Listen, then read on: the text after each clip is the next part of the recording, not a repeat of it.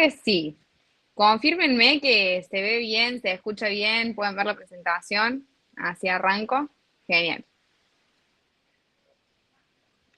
Bueno, la clase pasada habíamos arrancado por el principio, hablando un poco de lo que había sucedido entre 1810 y 1820.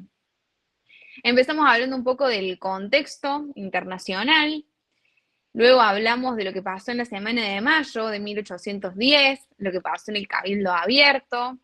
Alguno de los que decía que había podido ir a la clase, había podido leer, se anima a contar brevemente qué había dicho Castelli en el Cabildo Abierto, cuál era su argumento, a ver. Castelli no era el argumento de la retroversión de la soberanía al pueblo de Buenos Aires. Exactamente, Mario, muy bien. Vimos el Cabildo Abierto con 4 posturas principales, una la del obispo Benito Lueyriega, que dijo que todo siga igual como está, que siga el virrey, no cambiemos nada. Después estuvo el abogado Juan José Castelli, que era un abogado criollo, que dijo justamente, como decía Marena, que había caído el gobierno legítimo en España y que ante la ausencia del gobierno legítimo, la soberanía volvía al pueblo de Buenos Aires. Después tuvimos también el argumento del fiscal Genaro Villota, que era un español que le dijo a Castelli, sí, tenés razón, pero el pueblo no es solo Buenos Aires, hay que consultar el interior. También tuvimos la postura de Juan José Paso, que era otro abogado criollo, y alguno se anima a decir qué había dicho. ¿Cuál era su argumento?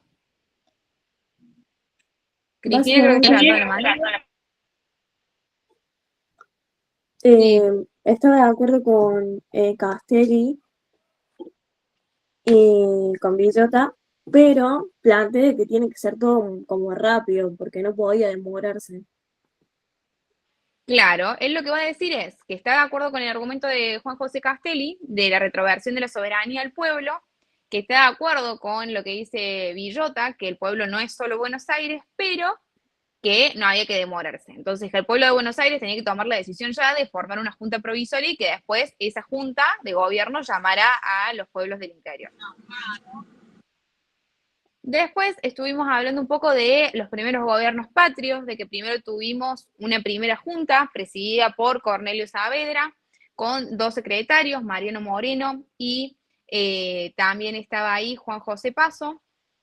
Luego tuvimos también a vocales, o sea, 6 vocales, y después esa junta mandó llamar a las representaciones del interior y se incorporaron diputados de las otras provincias formando la Junta Grande. Esa Junta Grande era muy difícil para poder gobernar, porque eran un montón de personas para tomar decisiones y ponerse de acuerdo, por lo que se definió a partir de 1811 y hasta 1812 que haya un primer triunvirato compuesto por 3 personas. ¿Alguien se acuerda de quiénes estaban en el primer triunvirato?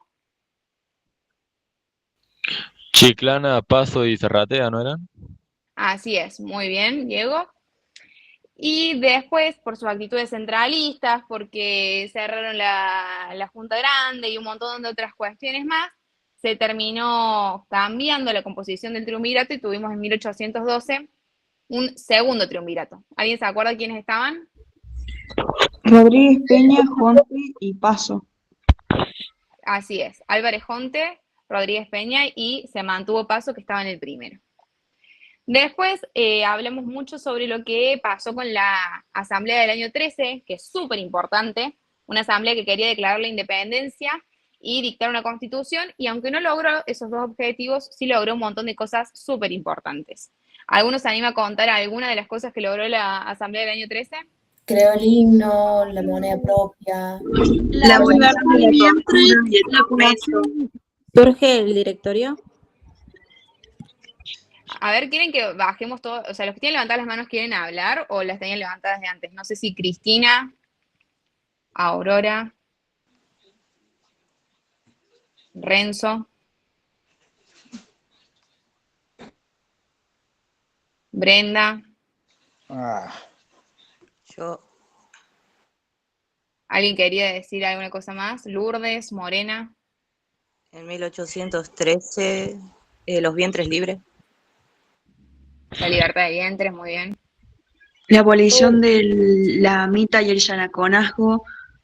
También la abolición de los títulos de nobleza y cómo se los trataba preferible, o sea, con preferencias. Muy bien. Y también Cristina, estableció el 25 de mayo como fiesta patria.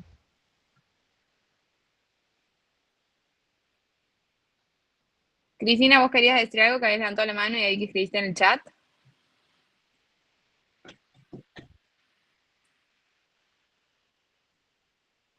Bueno, muy bien. Y la Asamblea del año 3 hizo un montón de cosas que es súper importante eso, chequearlas ahí del cuadrito en el libro, porque son cosas que siempre se toman.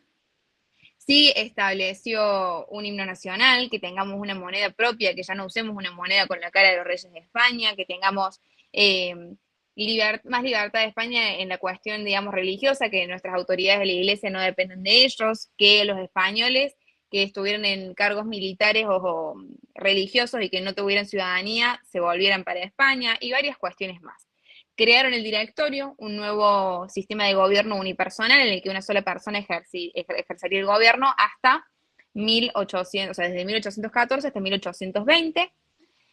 Luego hablamos un poco sobre lo que pasó con la Declaración de la Independencia en el Congreso de Tucumán el 9 de julio de 1816. Y hablamos también de que ese Congreso de Tucumán de 1816 iba a seguir funcionando. No es que declaró la independencia y desapareció, sino que siguió existiendo y siguió funcionando como un poder legislativo. Así las cosas, llegamos en la última clase a hablar de la Constitución de 1819. Esta Constitución fue sancionada por el Congreso de Tucumán. Es la primera Constitución de Argentina, a pesar de que nunca entró en vigencia. ¿Pero por qué la estudiamos? Porque yo les estoy hablando ahora a los futuros abogados y abogadas de la Argentina, y es importante que nosotros estudiemos no solamente la historia en cuanto a los hechos y qué pasó, sino que estudiemos también la normativa, las constituciones, las leyes, los reglamentos, los estatutos, porque en esos instrumentos podemos encontrar, por un lado, cosas que hasta el día de hoy están vigentes en nuestro país, y por otro lado, porque también nos permite entender muchísimo más lo que estaba pasando. Esta Constitución de 1819 planteaba la división en tres poderes, un ejecutivo que iba a estar a cargo del director de Estado, planteaba la existencia de un poder legislativo que iba a tener dos cámaras, una Cámara de Diputados, que se dividía también según la población, y una Cámara de Senadores que tenía una particularidad en la que no solamente iba a haber senadores por cada provincia, sino que aparte iba a haber senadores que representaran a distintos sectores de la sociedad. Iba a haber senadores por los militares, senadores por los eclesiásticos, un senador por la universidad, y también iba a estar el director de Estado mientras durara su mandato. El Poder Judicial iba a estar a cargo de una alta corte de justicia con 7 jueces que iban a ser elegidos por el Poder Ejecutivo con el acuerdo del Senado, como se eligen hoy, digamos. Las constituciones también planteaban otras cosas aparte de estas divisiones de poderes y demás. Nosotros no vamos a estudiar en profundidad todos los artículos que tenía, pero también planteaba la idea de derechos. Sobre todo los derechos que eran importantes en esa época de las primeras constituciones. Esto lo van a estudiar en mucho más profundidad cuando estén en primer año en constitucional, pero en esta primera generación de derechos y de constituciones se establecían el derecho a la libertad, a la vida, a la igualdad ante la ley, a la seguridad, a la propiedad privada, a los derechos políticos para poder asegurar la democracia como forma de gobierno y demás. Esta constitución fue rechazada. ¿Por qué? Porque era profundamente unitaria. Y acá les voy a explicar qué significa que algo sea unitario. Pero antes de eso quiero hacer una aclaración que va a servirnos para toda la clase. Primero, que se queden tranquilos, que la clase se graba y después la van a poder ver todas las veces que quieran, así que si no llegan a tomar nota, quédense tranquilos. También la presentación se las vamos a pasar, así que después la van a poder tener. Y también le vamos a pasar un simulacro y lo mismo que hicimos con la clase anterior. Yo creo que lo importante de estas clases, o para que ustedes les sirvan, no es que leamos tal cual el libro página por página, sino que los ayudemos a quizás comprenderlos. Y para eso, a veces vamos a saltear por ahí el orden de las páginas del libro, porque ustedes habrán notado que el libro está como un poco desordenado, ¿no? Que a veces va y viene en el tiempo muchas veces, o que por ahí de la nada saltamos a otro tema y no sabemos cómo llegamos a ese punto.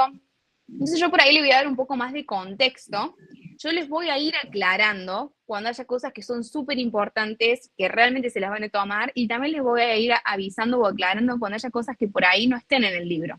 Yo se lo voy a ir contando o tratando de contar como un cuentito para que podamos entender la historia, cómo fue sucediendo, y que nos llevemos un poco la idea y podamos comprender los hechos.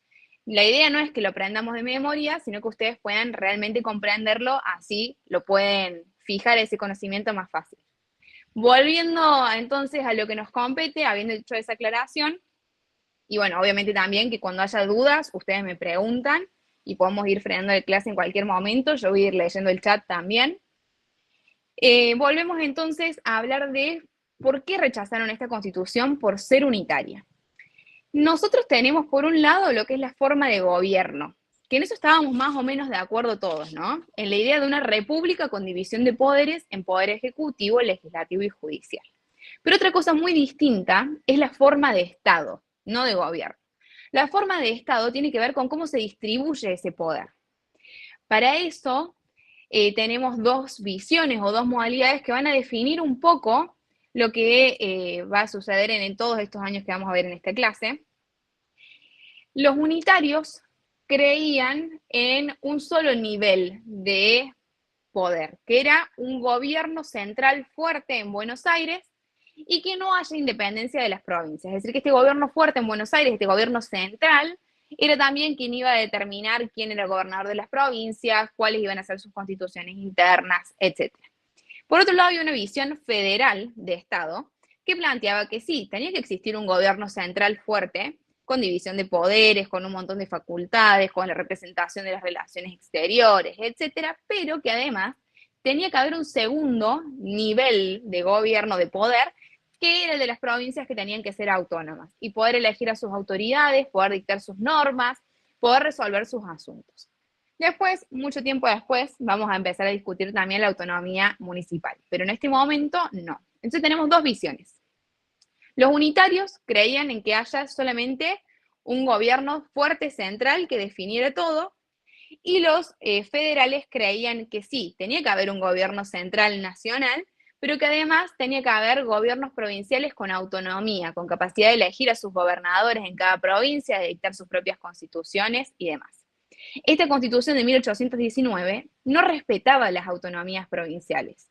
Era muy unitaria, planteaba solamente que tenía que existir un gobierno central que tomara todas las decisiones.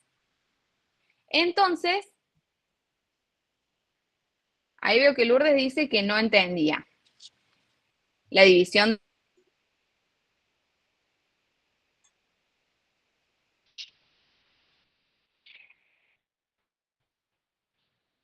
Cuando hablamos de forma de Estado, estamos hablando de cómo se distribuye el poder en los distintos órdenes o niveles.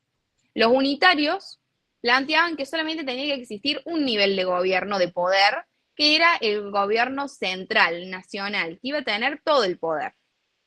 Los federales planteaban que sí, tenía que existir un gobierno nacional, pero también tenían que existir otra órbita de poder que eran las provincias. Y creían los federales que las provincias eran autónomas, independientes, que podían elegir a sus propios gobernadores, que podían dictar sus propias normas. Los unitarios no creían eso, sino que creían que el gobierno central era quien también tenía que determinar quiénes eran gobernadores de las provincias, cuáles eran sus constituciones o normas internas, etc. ¿Ahí se entendió? Bueno, entonces la Constitución de 1819 era súper unitaria porque no respetaba la autonomía de las provincias. Y obviamente esto a las provincias del interior no les gustó. Ya venían las tensiones desde hacía mucho tiempo, no es que todo esto se dio de un día para el otro, nunca los procesos históricos se dan de un día para el otro. Algo también para que entendamos más o menos qué estaba pasando en el mundo en este momento, en 1819, 1820, es que todavía no se había acabado la guerra contra España, contra los realistas. Nosotros ya empezábamos a tener conflictos internos y a pelearnos entre nosotros, pero todavía no habíamos resuelto la cuestión contra los españoles. Recién en 1824 se termina de conquistar en Perú lo último que quedaba de la resistencia realista. Es decir, que en esta época teníamos a Güemes con sus infernales defendiendo el norte, Lo teníamos a San Martín, que seguía con su gesta emancipadora, liberando a América. Y teníamos el directorio muy preocupado. Rondó era el directorio en ese momento, sabía que la cosa estaba súper complicada, que las provincias venían enojadas después de la Constitución de 1819 y de todos los avances que venía teniendo Buenos Aires. Y se empieza a preocupar Rondó porque no tenía muchas armas, no tenía muchas fuerzas o ejército el directorio. Tenía por un lado el ejército del norte, que se le subleva en la sublevación del levantamiento de Arequito, se llama así porque es una ciudad de Santa Fe. Sublevar significa rebelarse, Lourdes. El directorio está quedando entonces sin fuerzas, porque el ejército del norte se le había rebelado y no iba a defenderlo. Es más, las fuerzas se fueron a Córdoba, que ahí estaban lideradas por Juan Bautista Bustos, Juan B. Bustos, que va a ser después gobernador de Córdoba. Y Rondó, que era el director, lo manda a llamar a San Martín para que vuelva con el ejército, pero San Martín se niega porque él tenía una concepción, por un lado de la misión que él tenía de liberar a América, y por otro lado porque él realmente estaba convencido de que las guerras internas eran guerras fratricidas. Eso significa que eran guerras entre hermanos, y él no iba a venir acá a derramar la sangre de otros compatriotas. Por eso no vuelve con el ejército. Entonces Rondó, el directorio, estaba bastante complicado porque se le venían las provincias que estaban enojadas por todo lo que estaba sucediendo y no tenían armas para defenderse. Aparte de todo esto, en el mismo momento Brasil venía también acercándose, había invadido la banda oriental. Cuando nosotros hablamos de banda oriental estamos hablando de Uruguay, que en ese momento todavía no era un país autónomo, sino que era casi una provincia de las Provincias Unidas. Entonces, así las cosas, llegamos al 1 de febrero de 1820, cuando se dio la primera batalla de Cepeda. Cuando uno aclara el número de una batalla, es porque seguramente haya otra que se llame igual, y así es, la vamos a ver más adelante, a la segunda batalla de Cepeda, así que no se confundan con eso. Esta primera batalla de Cepeda, que se da en 1820, va a enfrentar a Santa Fe, que estaba gobernada por Estanislao López, que era el caudillo de Santa Fe, y también lo va a enfrentar, al mismo lado de Estanislao López, a Francisco Pancho Ramírez, que era por parte del comandante de las fuerzas de Entre Ríos. Las fuerzas de Santa Fe y de Entre Ríos se van a enfrentar entonces al directorio, que ahí, como les decía recién, el director era Rondó, pero que tenía muy pocas fuerzas a disposición ahí en Buenos Aires, así que las fuerzas de Santa Fe, de López y de Entre Ríos, de Ramírez, le van a ganar el directorio, y a partir de ese momento va a caer el directorio, va a caer el gobierno nacional, y se va a inaugurar esta etapa que vamos a estudiar a partir de 1820, que algunos autores llaman de la anarquía, pero en realidad no fue una anarquía, sino que podemos llamarla también la época de la autonomía provincial, en el que las provincias empiezan a florecer, a tener sus propios gobiernos, dictar sus propias constituciones y tomar muchas decisiones por sí mismas, porque ya no existía y no va a existir por mucho tiempo más un gobierno nacional. Cuando nosotros tenemos una batalla, una guerra, suele venir después un tratado, suele venir después un acuerdo entre vencedores y vencidos. A lo largo de esta clase particularmente vamos a estudiar varios pactos o tratados interprovinciales que son súper importantes. Los tratados siempre se los van a preguntar en algún examen y son muy importantes en esta época, en esta etapa en la que no hay un gobierno nacional, porque pasan a ser los instrumentos a través de los cuales las provincias regulan sus relaciones entre sí. En general, después de una batalla, hay un tratado o un pacto con el que se establece la paz. A su vez, los pactos o los acuerdos establecían por ahí alianzas, deberes recíprocos, planteaban, digamos, las cuestiones o regulaban las relaciones entre las provincias. Y son súper importantes. Por ahí es difícil si uno los quiere estudiar de memoria, así que lo que yo les recomiendo es estudiarlos relacionándolos, tratando de comprender por qué sucedieron, en qué momento sucedieron, y así poder ir relacionando quiénes eran las partes o cuáles eran los objetivos que perseguían. ¿Hay alguna duda? Veo algunas manos levantadas. Yo tengo una duda. Sí, O decime, sea, Crimea. los pactos surgen después de la batalla de Cepeda, o los tratados. Sí, o sea, hay distintos pactos y tratados, cada uno va a surgir por motivos diferentes. Particularmente el tratado que surge después de la batalla de Cepeda va a ser el Tratado del Pilar.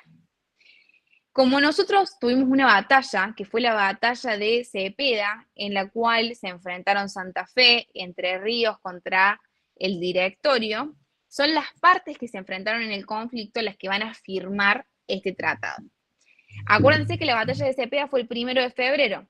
Este Tratado del Pilar se va a firmar el 23 de febrero de 1820. Si no me acuerdo mal, no lo he revisado este año, pero creo que el libro del IECA tenía mal la fecha del Tratado del Pilar.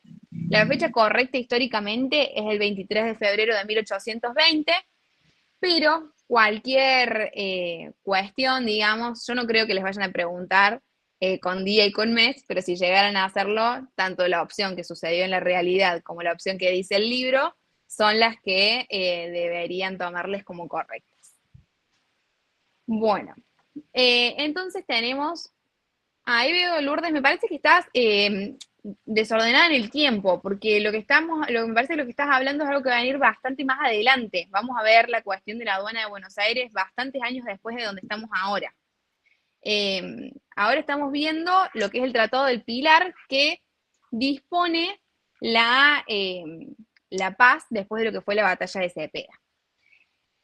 Acá van a firmar Santa Fe, Entre Ríos y Buenos Aires. Esto lo digo para que nosotros podamos relacionarlo. Si yo tuve una guerra en la que se enfrentaron estas provincias, es lógico que después sean estas provincias las que firmen el tratado.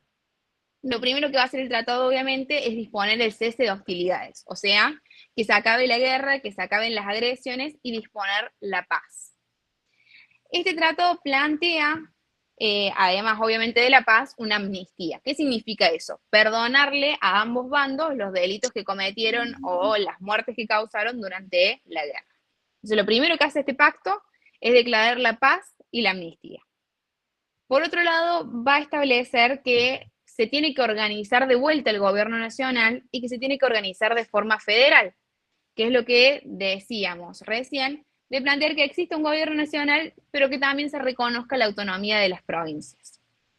Y para lograr esto, de la organización nacional con el sistema federal, el tercer punto de este tratado era convocar a un congreso en la ciudad de San Lorenzo 60 días después de que se firmara, o sea, 2 meses después de que se firmara el tratado.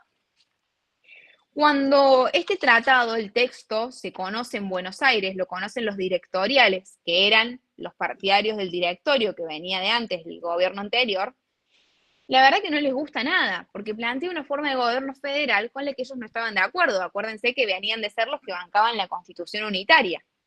Entonces, al gobernador de Buenos Aires, que era Zarratea, lo reemplazan con otro gobernador que va a ser Balcarce. Zarratea no se queda de brazos cruzados, sino que los va a buscar a López y a Ramírez, es decir, a los representantes de Santa Fe y de Entre Ríos, que venían de enfrentarse en la batalla de Cepeda, y ellos lo apoyan a Zarratea para que vuelva a recuperar el poder el gobierno de Buenos Aires. Zarratea lo logra con el apoyo de López y de Ramírez, pero lo logra por muy poquito tiempo, porque cuando López y Ramírez se vuelven a sus provincias y lo dejan solo a Zarratea, lo vuelven a atacar. ¿Lo vuelven a atacar quiénes? Los propios de Buenos Aires, los directoriales, los que estaban a favor de un gobierno unitario y no les gustaba nada de que el tipo este había firmado el acuerdo con las otras provincias estableciendo un gobierno federal. Entonces, lo van a designar a Ramos Mejía como gobernador de Buenos Aires. Era un caos Buenos Aires en ese momento. Ramos Mejía renuncia y el Cabildo, que todavía seguía existiendo, en esta época más o menos deja de desaparecer como institución, asume el gobierno. Pero al mismo tiempo había un militar en otra parte de Buenos Aires, que era Soler, que se había autoproclamado gobernador. Y el Cabildo le dice, ¿sabes qué? Si vos te querés hacer cargo del quilombo este, Soler, quédate vos como gobernador. Y por eso se llama el día este, el 20 de junio de 1820, el mismo día que se muere Belgrano, paréntesis, como el Día de los Tres Gobernadores, porque en Buenos Aires había sido gobernador Ramos Mejía, el Cabildo y Soler. Esto no hace falta que se lo aprendan de memoria cómo fue la seguidilla de los gobernadores, sí quizás los datos de que Zarratea era el gobernador que firmó el Tratado del Pilar, que hubo un día en 1820 en el que Buenos Aires tuvo 3 gobernadores. Imagínense el caos que era Buenos Aires en ese momento para que en un día tengas 3 autoridades. Y después se logra un poco la estabilidad varios meses después. Habíamos dicho entonces que teníamos a Soler, que había quedado como gobernador.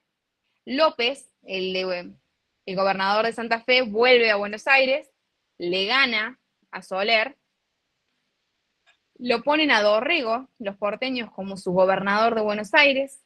Dorrego le va a ganar a López, que estaba invadiendo Buenos Aires, y Dorrego se va a envalentonar, va a decir, che, te acabo de ganar acá, ¿sabes qué? Voy y te persigo a Santa Fe y te invado la provincia, pero cuando fue a Santa Fe, López le gana.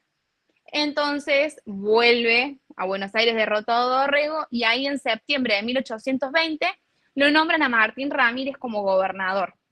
Martín Ramírez sí va a durar varios años como gobernador de Buenos Aires, va a lograr un entendimiento con López y va a lograr una suerte de paz por varios años en Buenos Aires sin guerra después del quilombo que habíamos visto que habían tenido en 1820, y a tal punto va a lograr cierta paz que los años del gobierno de Martín Rodríguez se van a llamar la Feliz Experiencia. Entonces, resumiendo un poco lo que veníamos hablando. Tuvimos el rechazo a la Constitución de 1819 porque era unitaria. Esto provocó, entre varias otras causas, un enfrentamiento entre las provincias de Santa Fe, liderada por López, de Entre Ríos, liderada por Ramírez, con las tropas del Directorio en Buenos Aires. Van a ganar López y Ramírez, van a ganar Santa Fe y Entre Ríos, y se va a firmar el Tratado del Pilar el 23 de febrero de 1820. Los próximos meses en Buenos Aires van a ser bastante complicados. A los partidarios, digamos, del directorio del gobierno nacional que acababa de caer, no les gustó nada que el Tratado del Pilar planteara un sistema federal. Entonces van a rechazarlo a este tratado, y va a haber una seguidilla de enfrentamientos con Santa Fe, va a haber una seguidilla de gobernadores, hasta que más o menos para el final del año 1820 logran ordenarse un poco, nombrándolo a Martín Rodríguez como gobernador más tiempo. Como les decía recién, no se resolvió todo con el Tratado del Pilar, por más que estableciera la paz, porque sabemos que en esos meses hubo más enfrentamientos entre Buenos Aires y Santa Fe. Esto recién se termina de resolver con un pacto más, que es el Pacto de Venegas. El Pacto de Venegas se va a firmar el 24 de noviembre de 1820, o sea, varios meses después, en el mismo año en el que había sido la batalla de Cepeda y en el que se había firmado el Tratado del Pilar. También pensemos en relacionarlos. Si nosotros dijimos que veníamos de un año en el que hubo más conflictos entre Buenos Aires y Santa Fe, ¿quiénes serán los firmantes de este pacto? Buenos Aires y Santa Fe, justamente las provincias que tenían que resolver sus conflictos. Este pacto se va a firmar en la estancia de Tiburcio Venegas, por eso se llama Pacto de Venegas, es decir, que se va a firmar en Córdoba. Y el mediador de este pacto, el que va a tratar de lograr la paz entre estas dos provincias, va a ser justamente el gobernador de Córdoba. El gobernador en ese momento era Juan Bautista Bustos, Juan B. Bustos. Lo que establecía este pacto o este tratado era la paz perpetua entre Buenos Aires y Santa Fe. O sea, lograba finalmente la paz después de todo un año de enfrentamientos. A su vez, establecía que se iba a convocar a un congreso en Córdoba con el objetivo de que ese congreso pueda sancionar una constitución y lograr la organización nacional que no se venía logrando hasta ahora. Un punto más de este acuerdo era que Buenos Aires la tenía que indemnizar a Santa Fe por todos los daños que le había ocasionado con las batallas. Pero Buenos Aires no tenía un peso, no tenía de dónde sacar para pagar la indemnización. Entonces ahí el que aparece y salva las papas es una figura que se va a volver muy importante en la segunda mitad de esta clase, que va a ser Juan Manuel de Rosas, que era un rico estanciero de Buenos Aires, que va a poner 25.000 cabezas de ganado para pagarle la indemnización a Santa Fe. Perdón, puede ser, pone, o sea, el tratado es que le tiene que dar 25.000, pero puede ser que pone alrededor de 30 y pico. Sí, sí, o sea, puede ser que haya terminado poniendo más. Y también puede ser que no se haya terminado de cumplir efectivamente el pacto. Pero más o Gracias. menos en esos números andaba lo que decía el texto del pacto en sí, digamos. Acá, como un detalle de algo que sucedió en el medio, uno de los que mencionamos, que era López, que era el gobernador de Santa Fe, va a continuar siendo gobernador de Santa Fe y uno de los caudillos principales en estos años, por varios años más, pero Pancho Ramírez va a tener una corta vida política. Después de ganar en esta batalla y todo, va a pasar a ser gobernador de Entre Ríos. Antes era un comandante de las fuerzas militares. Él, al igual que él, las distintas provincias del litoral le respondían a Artigas, que era el caudillo de la banda oriental, de lo que hoy es Uruguay, que era profundamente federal, y que en ese momento la banda oriental estaba invadida por Brasil. A Pancho Ramírez, que era un gran militar, le atraía mucho la idea de ser él el que fuera a liberar a la banda oriental del Brasil. Acuérdense que en ese momento Brasil era el imperio del Brasil, tenían un emperador. Y esto va a provocar que Ramírez, después de una serie de traiciones y demás, se enfrente con Artigas y que también se enfrente con López, quien había sido su aliado, que no lo quiso acompañar en esta idea que tenía él de liberar a la banda oriental y de irse a la guerra con Brasil. Después de que pierde contra López, Ramírez se va a ir a Córdoba, lo va a querer enfrentar el gobernador Bustos, pero ya venía debilitado, ya le habían ganado bastante en Santa Fe, y en Córdoba lo agarran. En realidad se había logrado escapar cerca de San Francisco del Chañar, al norte de Córdoba, pero le habían agarrado a la Delfina, que era su amante, y él le quiso volver a recuperar, a salvarla, y ahí lo matan. Esto sucede también ahí en 1821, o sea que tiene una corta vida política Ramírez. Dato de color, o sea, lo matan y le cortan la cabeza. A esa cabeza López la hace embalsamar, la ponen en una pica, o sea, como en una lanza, y la exhiben. Y hay algunos historiadores y algunos rumores que dicen que incluso López la usaba a la cabeza de Ramírez como un pisapapeles en su oficina. Ando a chequear si eso sucedió de verdad, pero bueno, quienes habían sido aliados y habían derrotado al directorio terminaron en esas circunstancias un año nada más después de que habían ganado la batalla de Cepeda. ¿Venimos bien hasta ahora? ¿Se va entendiendo? ¿Alguno tiene alguna duda? No, ninguna duda.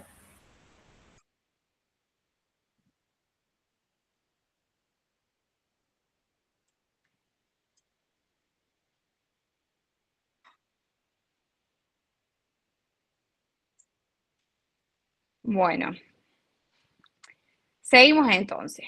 Teníamos el Pacto de Venegas, que establecía la paz entre Buenos Aires y Santa Fe, pero que aparte establecía que se iba a convocar a un congreso en Córdoba para sancionar la Constitución.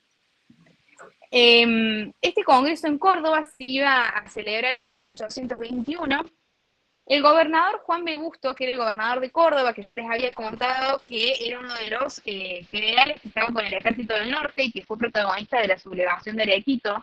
Eso fue cuando el Ejército del Norte se rebeló contra el directorio y no fue a ayudarlo desde la batalla de Cepeda, sino que se vino para Córdoba y ahí Bustos pasa a ser gobernador.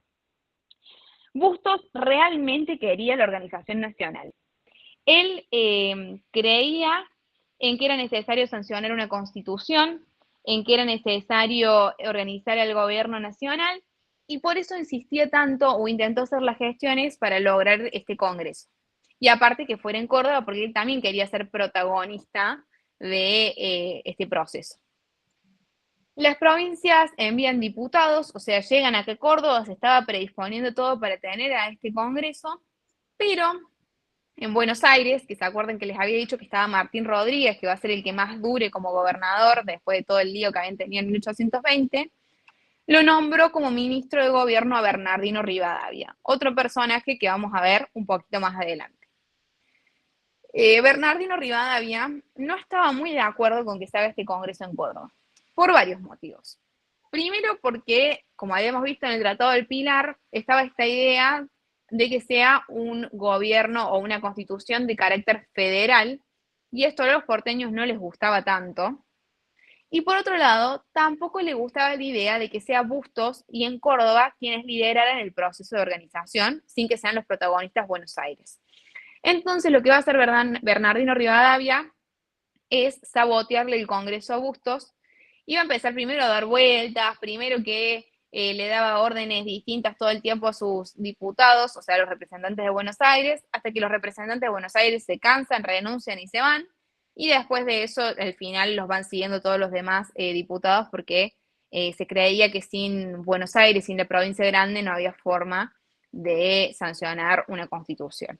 Así que ahí podríamos haber tenido en 1821 una organización nacional, pero no se logra. Fracasa la idea que tenía el gobernador Bustos.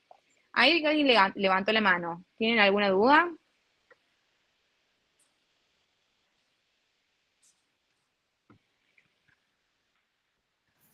Yo, perdón, me perdí en una parte del Congreso de Córdoba, me perdí literalmente en toda esa parte porque no estaba muy, muy claro para mí. Bueno, teníamos que, a lo largo del año 1820, después de la batalla de Cepeda, después del Tratado del Pilar, siguió habiendo enfrentamientos entre la provincia de Buenos Aires con la provincia de Santa Fe. Finalmente, cuando llega el final del año 1820, en noviembre, logran un acuerdo nuevo, que es el Pacto de Venegas, que lo firman Buenos Aires y Santa Fe, donde declaran finalmente la paz y que se acaben los enfrentamientos entre Buenos Aires y Santa Fe. Otro de los puntos de este pacto era convocar a un congreso en Córdoba para finalmente sancionar la Constitución y volver a establecer el gobierno nacional. Eso sucede en parte porque el mediador de este pacto era el gobernador de Córdoba, Bustos. En 1821 entonces se convoca a este congreso en Córdoba, que buscaba sancionar una constitución, pero es saboteado por Buenos Aires, que no querían que haya una constitución federal y que tampoco querían que sea Córdoba quien lidere el proceso y que le dé tanto poder a Bustos. Querían ser, digamos, los porteños, Buenos Aires, quienes lideraran todo el proceso, así que sabotean el Congreso y no se termina sancionando una constitución en ese momento. Pero bueno, podríamos haber tenido en 1821 organización nacional, pero no se logró. Ahí se entendió, creo que era Guille la que había preguntado. Sí, ahora lo reentendí, muchas gracias. ¿Alguna duda más de esta parte? Bueno, antes de pasar a otro tema, hablemos un poco ahora de que a partir de 1820, entonces, cuando cae el directorio, tenemos la época de las autonomías provinciales. Algunos autores le llamaban la época de la anarquía porque no había gobierno nacional, pero la realidad es que es más correcto llamarlo época de las autonomías provinciales porque las provincias van a empezar a dictar sus propias constituciones, van a elegir a sus propias autoridades, van a empezar a crear sus poderes judiciales, tomar sus decisiones, y entre las provincias va a haber una convivencia, a veces con batallas y enfrentamientos, como recién veíamos, y a veces con acuerdos o pactos que establecían la paz entre ellas o que regulaban las relaciones entre ellas. Estos pactos son súper importantes, no solo porque hacían esto de regular las relaciones entre las provincias durante muchos años, sino que también son importantes porque hasta el día de hoy nuestra Constitución los respeta. Nuestra Constitución reconoce los pactos preexistentes y los pactos preexistentes son todos estos pactos entre las provincias. Como había, digamos, una época de las autonomías provinciales, había caído el gobierno nacional, también sucede que la universidad acá en Córdoba pasa a estar bajo la órbita provincial a partir de 1820 con el gobernador Bustos. Y un dato de color, como para que ustedes sepan, no porque tengan que saberlo, pero sí está bueno tener el dato, en 1821 se crea la UBA, la Universidad de Buenos Aires, o sea que 200 años después de que ya existiera la UNC y formara a todas las personas importantes de todo el proceso de la independencia, recién ahí se crea la Universidad de Buenos Aires. ¿Venimos bien? ¿Pasamos al tema que sigue o hay alguna pregunta?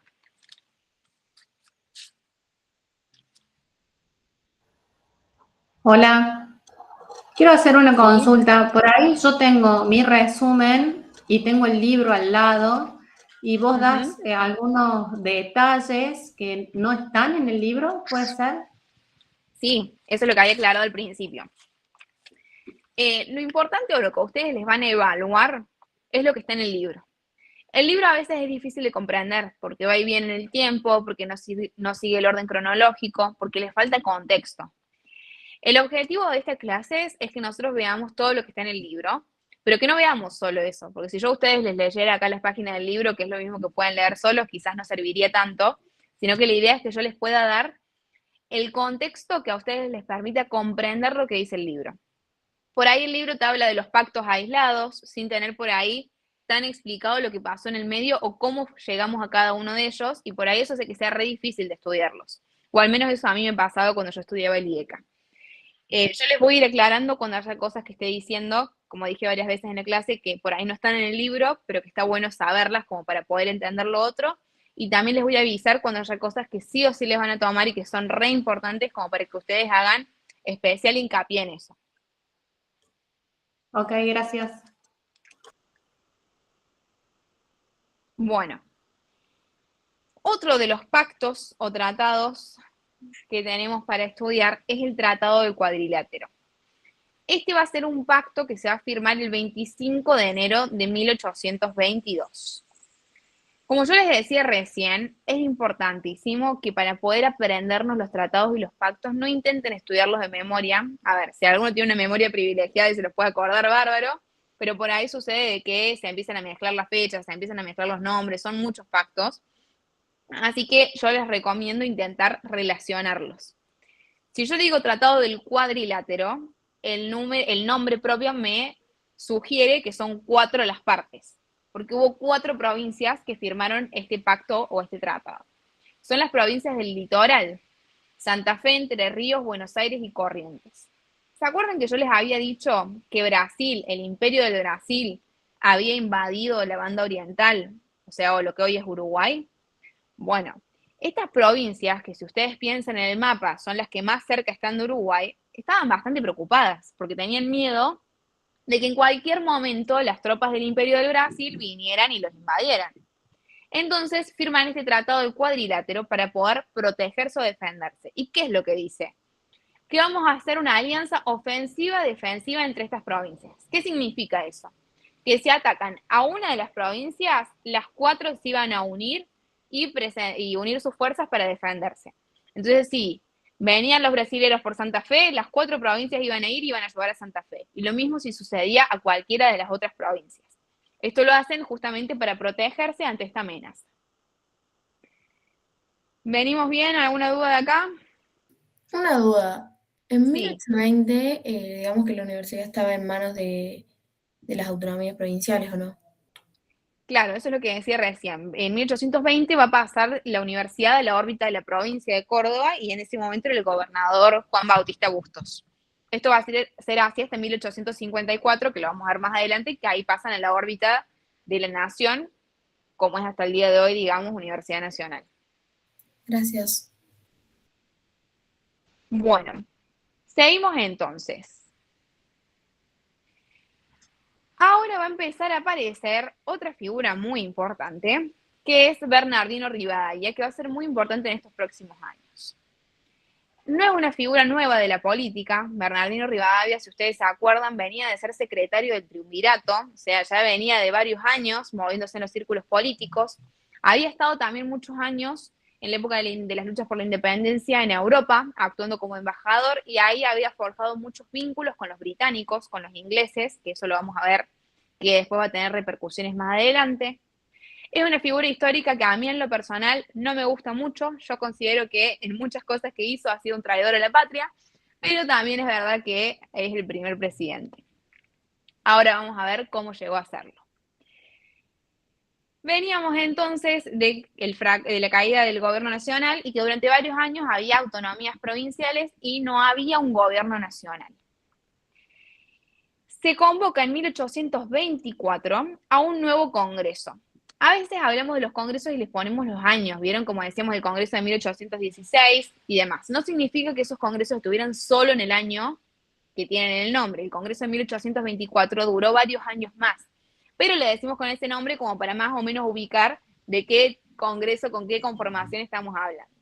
Pero sí es verdad que este congreso se convocó por primera vez en 1824.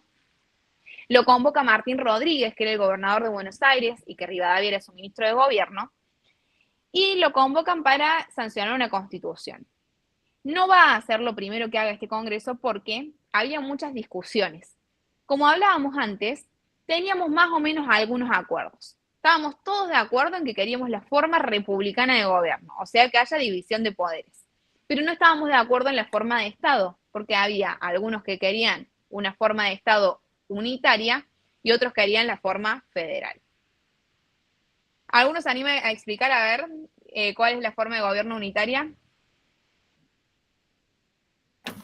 ¿No era que la forma de gobierno unitaria es que querían un gobierno central en Buenos Aires que sea fuerte? Así es, y no reconocían las autonomías provinciales. Creían solamente en que haya un único gobierno central que decida todo para todo el país. ¿Y los federales, algunos se animan a explicar qué creían? Los federales no creían que cada gobierno tenía la oportunidad de tener cada provincia tenía la oportunidad de tener su gobierno y sus propias constituciones, o sea, una autonomía y una independencia propia. Claro, los federales creían o querían el gobierno nacional, un presidente de la nación, un congreso de la nación, un poder judicial de la nación, pero también querían un gobierno provincial autónomo que pueda dictar su propia constitución, que puedan elegir a sus propios gobernadores y demás. Creían en que haya como dos niveles de gobierno, el nacional, pero también las provincias. Bueno, entonces no se ponían de acuerdo en este Congreso de 1824, así que no podían sancionar rápido una constitución porque estaban discutiendo esto. Pero, mientras tanto, sí sancionaron algunas leyes. Este Congreso va a sancionar la ley fundamental. La ley fundamental va a plantear, primero que nada, el nombre. Esto, Juan, está en la próxima diapositiva, después volvemos a esta. Primero el nombre. Nuestro país se va a llamar Provincias Unidas del Río de la Plata. Y por otro lado, va a establecer que las provincias le van a encargar a la provincia de Buenos Aires provisoriamente el manejo del Poder Ejecutivo Nacional. Es decir, este Congreso va a sacar una ley, que va a ser la ley fundamental, en la que va a decir, bueno, muchachos, primero que nada le pongamos un nombre a este país, Provincias Unidas del Río de la Plata. Y por otro lado va a decir, bueno, hasta que saquemos la Constitución, hasta que nos pongamos de acuerdo y nombremos el gobierno, alguien tiene que ser el gobierno nacional, así que pongamos que Buenos Aires se encargue de este Poder Ejecutivo Nacional. O sea, que el gobernador de Buenos Aires se haga cargo del gobierno nacional, provisoriamente, hasta que tengamos una Constitución y tengamos un gobierno definitivo. Más o menos en esta época, ahí si querés volver atrás, ¿se acuerdan que yo les había comentado que ya venía desde hacía bastantes años el problema que teníamos con la banda oriental, o sea, con lo que hoy es Uruguay? Que básicamente era o funcionaba como una provincia de la Argentina. Por un lado, porque también eran parte del Virreinato del Río de la Plata, también habían sido conquistados por los españoles, también hablábamos el mismo idioma, teníamos más o menos el mismo proceso, la misma historia y la misma cultura. Nada que ver con los brasileros que venían de ser conquistados por los portugueses, que tenían otro idioma, otra cultura, otro proceso histórico y demás. Esto lo digo porque los uruguayos, los orientales, como se llamaban en esa época, que todavía no había país del Uruguay, se consideraban a ellos parte de las Provincias Unidas del Río de la Plata, o esa era su voluntad. Pero obviamente nos ponía, o ponía al menos al gobierno de ese momento en una situación complicada, porque si los aceptábamos como una provincia, nos enfrentábamos nosotros con Brasil. Entonces, más o menos en estos años se va a suceder, digamos, lo que es la gesta de los 33 orientales, quizás alguna vez lo estudiaron. No lo va a plantear o explayar mucho el libro, pero como para que ustedes tengan una idea de qué pasó, fue que 33 generales militares fueron desde Argentina hacia Montevideo y empezó la gesta para recuperar la batalla, para recuperar la banda oriental, para recuperar el Uruguay. Esta guerra empieza en 1826. yo les había contado que Brasil era un imperio. ¿Se acuerdan allá al principio de la clase pasada cuando hablábamos de que Napoleón había invadido a Portugal? Obviamente Brasil era una colonia de Portugal. Y cuando Napoleón invade Portugal, la corona, los reyes, la familia real, para salvarse, se suben a un barco y se van para Río de Janeiro. Entonces, a diferencia de todos los otros países de América, Río de Janeiro va a tener a un rey y a una reina europeos. Van a durar un par de años acá porque después se tienen que volver a Portugal porque el pueblo allá se les exigía, pero el hijo del rey, que era Pedro I, dice, che, yo me quiero quedar acá, no voy a volver a Portugal, a ese país chiquito, a ser príncipe mientras mi papá es rey, yo me quedo acá y voy a ser emperador. Así que Pedro I se queda durante varios años en Brasil. Por eso Brasil tiene su independencia y un proceso de independencia muy distinto al nuestro, y van a tener un imperio, un emperador por varios años más. Esto no está en el libro, se los cuento para que ustedes sepan. Y bueno, obviamente eran un país importante con muchas fuerzas y todo, entonces era una guerra bastante complicada. Pero una guerra en la que nos empieza a nosotros a ir bien, empezamos a ganar bastantes batallas, y ahí había muchas tropas argentinas, no solamente de Buenos Aires, sino de las distintas provincias, que estaban poniendo literalmente el cuerpo y la vida en luchar esa guerra. Pero aunque ganamos la batalla en la calle, digamos, en lo que importa, después, cuando hubo que ir a negociar la paz en Río de Janeiro, entregamos a Uruguay. Esto en parte fue por la visión que tenía Rivadavia, que en ese momento había sido designado presidente, que tenía mucho vínculo con los británicos, con los ingleses.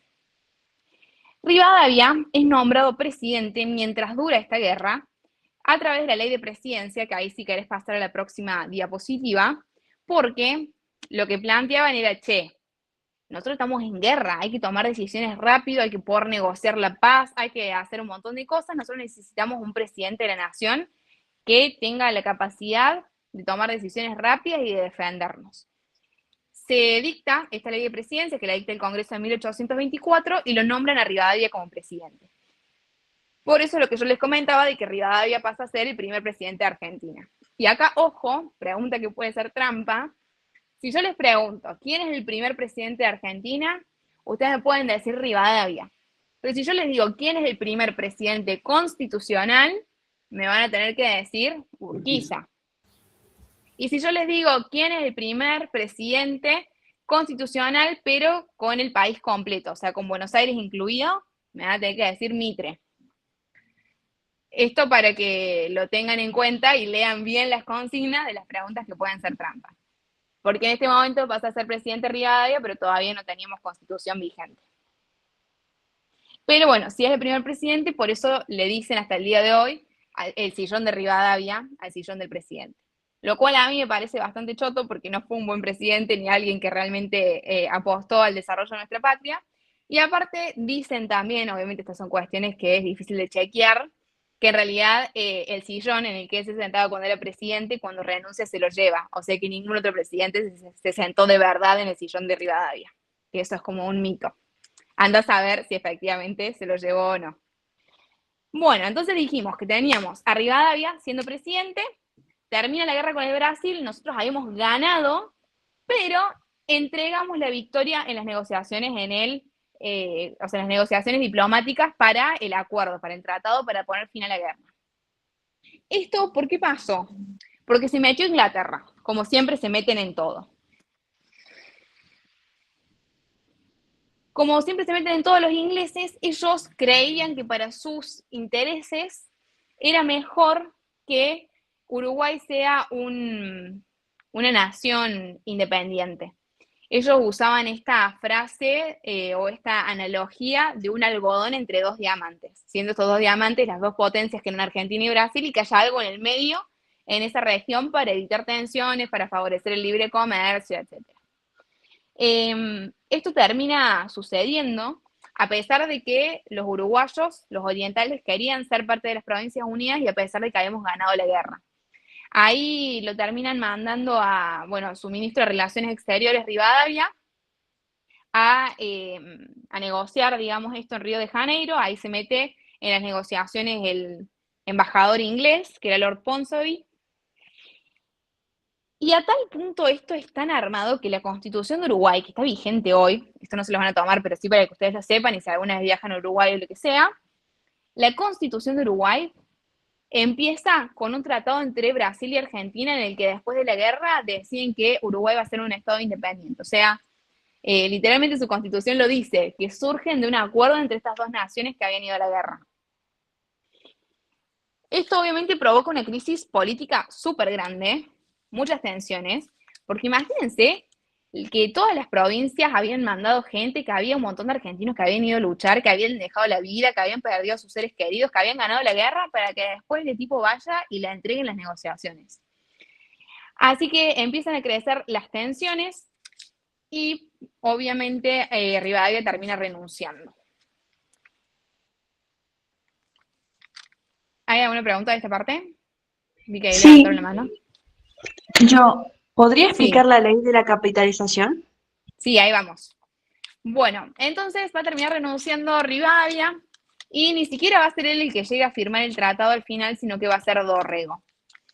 Antes de esto, antes de que termine de irse Rivadavia, este Congreso de 1824 va a establecer la ley de capitalización. Va a establecer que, o sea, Rivadavia la idea que tenía era de lograr un gobierno nacional. Un gobierno nacional necesitaba un presidente, iba a ser él, necesitaba una capital, que iba a ser Rivadavia, que iba a ser Buenos Aires. Y necesitaba un nombre que iba a ser Provincias Unidas del Río de la Plata. Se dan cuenta que con todas las leyes lo que va haciendo es intentando armar un país. La ley de capitalización también le generó tensiones porque la gran discusión, y acá vamos a lo que creo que había preguntado al principio de la clase Lourdes en el chat, la gran discusión en estos próximos años, cuando nosotros discutimos la cuestión de la capital, es una discusión por la plata, es una discusión por el puerto de Buenos Aires y la aduana, porque el gran ingreso del país era lo que recaudaba de impuestos de aduana el puerto de Buenos Aires, porque era el puerto por donde entraba todo, donde había más movimiento económico y demás. Y obviamente Buenos Aires, que se quedaba con toda esa plata para ellos solos, no quería compartirla con el resto de la nación, nacionalizando la capital y el puerto. Entonces esa va a ser la discusión de los próximos años cuando discutamos la capital. No estamos discutiendo solamente dónde va a estar el presidente, sino que vamos a estar discutiendo esa cuestión de la plata del puerto. Entonces, los porteños se enojan bastante con Rivadavia. Rivadavia todo esto estaba sosteniendo una guerra, o sea, necesitaba sacar plata de algún lado para bancar la guerra con Brasil. Esto, digamos, para que ustedes lo sepan, entonces, que la gente se empieza a enojar mucho con Rivadavia, por un lado, por lo que había pasado con la guerra con Brasil, que a pesar de ganarla, entregan al Uruguay, y por otro lado, con esto de la capitalización y la discusión por los ingresos del puerto de Buenos Aires. Una última cosa importante, antes de que terminemos de hablar de Rivadavia, es la Constitución de 1826. Este es un intento de constitución o un ensayo constitucional, porque al igual que la de 1819, no se aplicó nunca. Pero sí es importante, o sí la estudiamos, porque es un antecedente de nuestra Constitución actual. O sea, muchas de las cosas que se establecieron acá, después sí llegaron a nuestra Constitución. Lo primero y principal es que establecía la división de poderes, o sea, el sistema republicano de gobierno. Establecía que haya un poder ejecutivo nacional con un presidente que iba a cumplir ese rol de dirigir el gobierno, que iba a haber un poder legislativo con 2 cámaras, la de diputados, que se iban a elegir según la población y que iban a durar 4 años, o sea, igual que los que tenemos hoy en día. Íbamos a tener una Cámara de Senadores, que iba a tener a un representante por cada provincia y la capital, y que iba a durar 9 años, o sea que a diferencia de la de 1819, no tiene, digamos, estos representantes de los otros sectores de la sociedad, o sea, no hay representantes de los militares ni de la iglesia, sino que solamente senadores por las provincias y de capital. Y el Poder Judicial, que iba a tener una alta Corte de Justicia, que la única diferencia con la de 1819 es que cambia la cantidad de jueces. La de 1819 decía 7 y la de 1826 decía 9. Obviamente también esta Constitución establecía el derecho a la vida, a la propiedad privada, a la libertad, a la igualdad ante la ley, etc. Pero también era una Constitución unitaria. ¿Se acuerdan que yo les decía que cuando empezó este Congreso de 1824 era medio difícil lograr que salga la Constitución porque había acuerdo con algunas cosas, como por ejemplo, con la división de poderes y la forma republicana de gobierno, pero no se podían poner de acuerdo con una forma de Estado federal o una forma de Estado unitaria. Al final ganaron los unitarios, pero los federales se van a rebelar contra esto, entonces tampoco se va a aplicar. Así que a raíz de todas estas situaciones que venían sucediendo, Rivadavia realmente tenía muy poco apoyo, termina teniendo que renunciar y se van a empezar a levantar algunos caudillos del interior, más especialmente Facundo Quiroga, en contra, digamos, de este gobierno unitario. Una cosa más, como para entender quién era Rivadavia, el libro nos habla de que en 1825 él firmó un pacto de amistad y libre comercio con Inglaterra, que esto era importante sobre todo porque la principal potencia del mundo, que era Inglaterra, nos reconocía como una nación, pero también Rivadavia va a ser el primero que endeuda a nuestro país. Él va a sacar un préstamo con la Baring Brothers, que era una financiera de Inglaterra, muy conocida en ese momento, y se va a hacer lo que en ese momento también se llamaba la ley de enfiteusis. Esto no está en el libro, así que tranqui, pero se los cuento para que sepan, porque me parece importante para conocer la historia de nuestro país, que básicamente lo que hizo fue pedir un préstamo y como garantía de ese préstamo, de ese crédito, lo que dio a cambio fueron tierras fiscales, tierras nacionales. Al final, bueno, la plata no llegó, hubo una fuga de capitales ahí que no sabemos quiénes se quedaron en el medio con el oro que tenía que llegar, y aparte nosotros no pudimos pagar con la deuda que tomamos, así que recién en la década del 1900, principios del 1900, pudimos pagar ese préstamo con la Baring Brothers y también le hicimos quebrar a esa empresa. Así que tan temprano como en el 1820 y pico ya empezamos a ver esta triste historia cíclica de nuestro país, de endeudar a las generaciones futuras y después no poder pagarlo. Y a tal punto, digamos, tenía vínculo con los ingleses que Rivadavia cuando renuncia se sube a un barco y se va para Inglaterra. ¿Venimos bien hasta acá? ¿Hay alguna pregunta? Una duda. Cuando hablan de la guerra de Brasil, que es 1826, el libro no toca mucho eso. ¿Habría que saberla o es muy por encima? O sea, las preguntas que ustedes van a tener en el examen son las que salen de lo que dice el libro. O sea, las preguntas que puede haber son las que están escritas ahí en cómo están desarrollados los temas. Yo por ahí hay temas que los voy a explicar un poco más como para que podamos entender los procesos y, por ejemplo, comprender por qué se termina yendo Rivadavia, que por ahí si uno lo lee del libro no le queda del todo claro porque no nos explica todas estas cosas del contexto. Bueno, entonces, resumen, para pasar al tema que sigue, a partir de 1824 tenemos el Congreso que va a sancionar varias leyes importantes. Primero, la ley fundamental.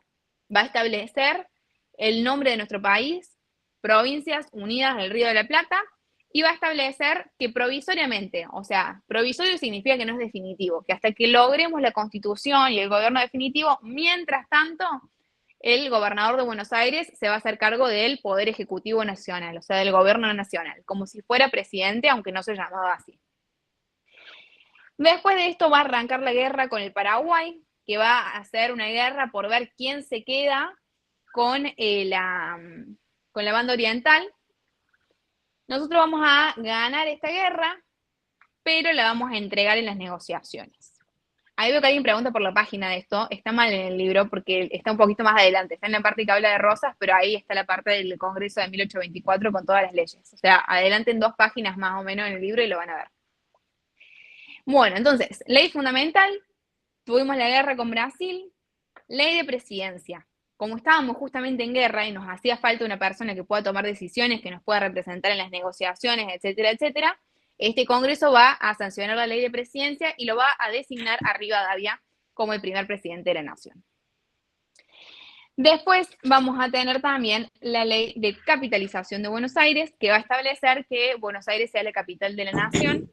Obviamente esto va a generar el enojo de la gente de Buenos Aires. Este enojo o esta discusión de la cuestión de la capital va a ser siempre una cuestión de poder y de plata, particularmente de quién controla el puerto de Buenos Aires. Y al final no se va a aplicar esta ley. Vamos a ver cuando vayamos adelantando las clases que vamos a seguir discutiendo la cuestión de la capital. Y la otra cosa importante de este Congreso es la Constitución de 1826, que no se aplicó, que fue rechazada porque también, al igual que la de 1819, era unitaria.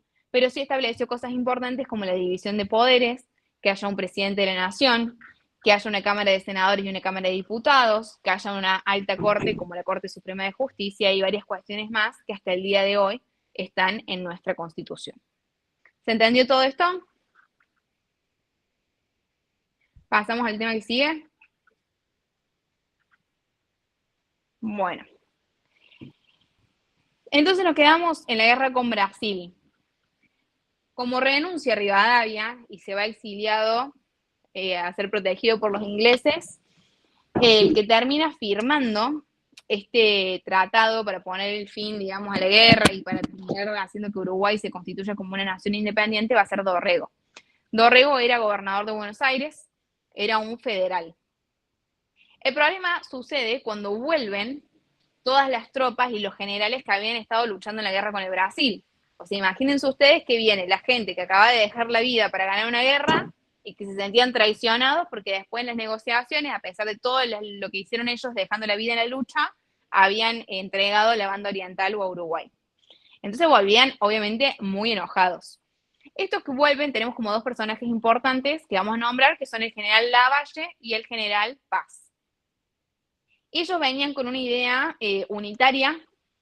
Acá vamos a empezar a ver que se confunde un poco lo que es federal y lo que es unitario, porque como todo en la vida, como todo en la política, como todo en las cuestiones sociales, nada es tan blanco y negro o extremo, sino que en general todos son cuestiones en el medio. Lavalle y el general Paz por ahí venían con una idea de que estaba siendo tan un caos nuestro país, veníamos de tantos quilombos y conflictos que hacía falta alguien con un gobierno fuerte que ponga orden. Y se enojan mucho con Dorrego por lo que había sido todo esto de entregar en las negociaciones a Uruguay. Así que terminan volviéndose de la guerra, invaden Buenos Aires, lo fusilan a Dorrego, que era el gobernador de Buenos Aires, y a partir de ahí arranca una época de más violencia, de más caos y de más quilombo interno. Aparece ahí Juan Manuel de Rosas, que va a empezar a ser una figura re importante en esta época, y con el apoyo de López, ¿se acuerdan? El caudillo gobernador de Santa Fe, que seguía siendo gobernador todavía, lo van a vengar a Dorrego y le van a ganar a Lavalle, que Lavalle era este general que volvía de ganar la guerra contra el Brasil.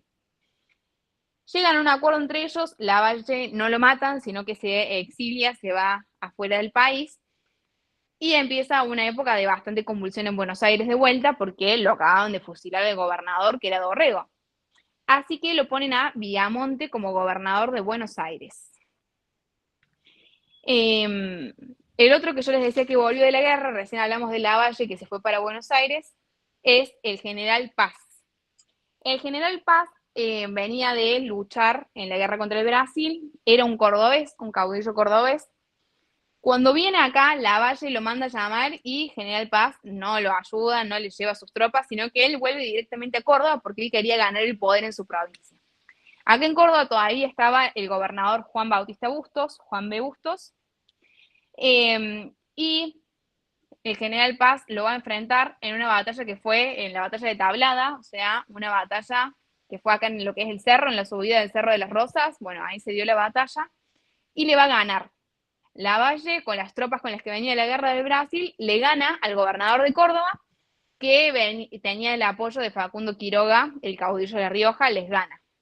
Así que General Paz, José María Paz, va a pasar a ser gobernador de Córdoba a partir de esta época. Él era unitario, pero era un unitario del interior, no un unitario porteño.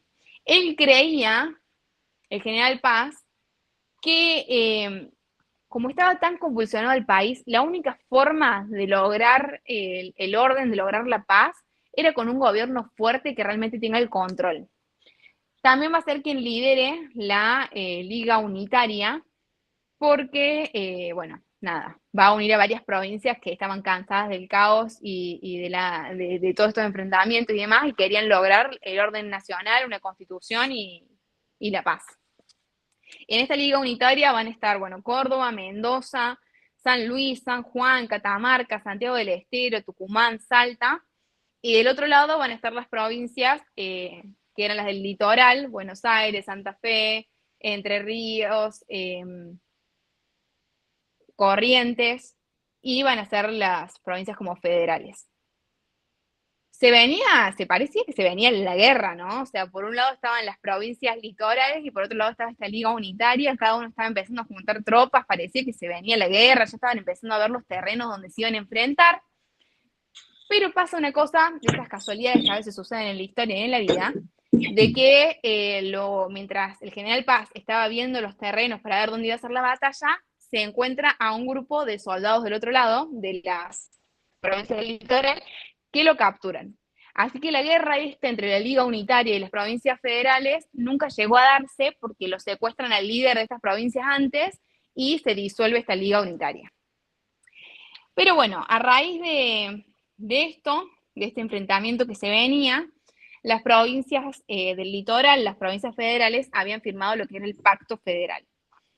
El Pacto Federal se firmó el 4 de enero de 1831 y era un pacto entre Santa Fe, Buenos Aires, Entre Ríos, o sea, las provincias del litoral, en el que ratificaban los tratados anteriores, establecían la paz, reconocían la libertad y la independencia entre las distintas provincias, acordaban no realizar tratados sin previo acuerdo de los demás. O sea, che, yo no voy a ir a firmar un tratado sin avisarte a vos antes lo que voy a firmar. La libertad de comercio, o sea, que pueda circular mercadería.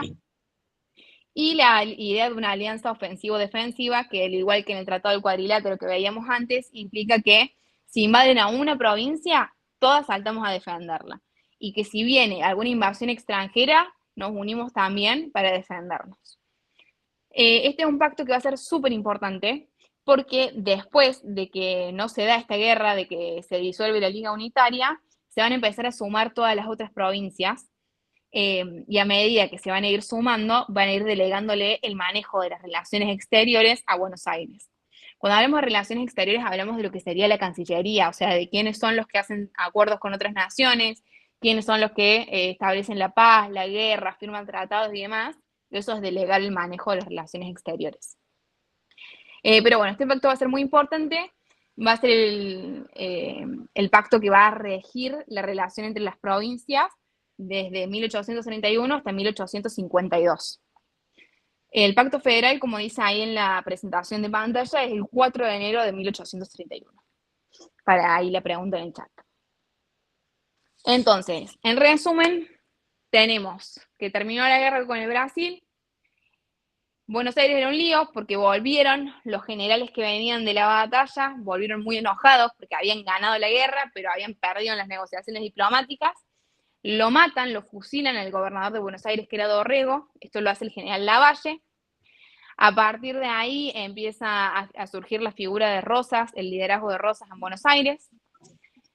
Y por otro lado, también volvió de la guerra con el Brasil el general Paz, que se va a Córdoba, le gana al gobernador Bustos y empieza a ser gobernador de Córdoba él, y une a distintas provincias del interior en lo que se llamó la Liga Unitaria, que fue muy breve, duró muy poco tiempo, pero eran un grupo de provincias del interior que creían que la única forma de lograr la paz, de lograr el orden, era con un gobierno nacional fuerte. Y parecía que se venía la guerra, la batalla, la Liga Unitaria por un lado y las provincias federales estaban juntando tropas, juntando gente, pero al final esta batalla nunca se da porque lo secuestran, por casualidad se lo encuentran al general Paz antes de la guerra, lo secuestran y bueno, cuando lo tienen prisionero se acaba la guerra que nunca fue y se disuelve la Liga Unitaria.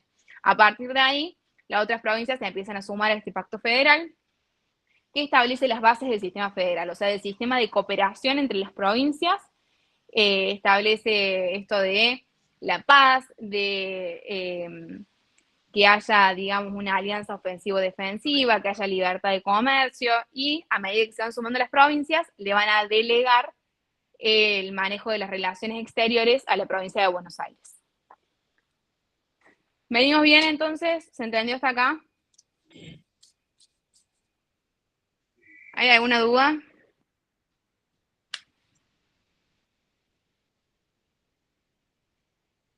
Bueno, antes de pasar a otro tema, un dato de color que no está en el libro, así que tranqui, no se asusten, yo se los cuento porque a mí me gusta que ustedes puedan entender de historia de nuestro país, que ustedes tengan argumentos porque son futuros abogados y abogadas. Tiene que ver un poco con la cuestión de Malvinas.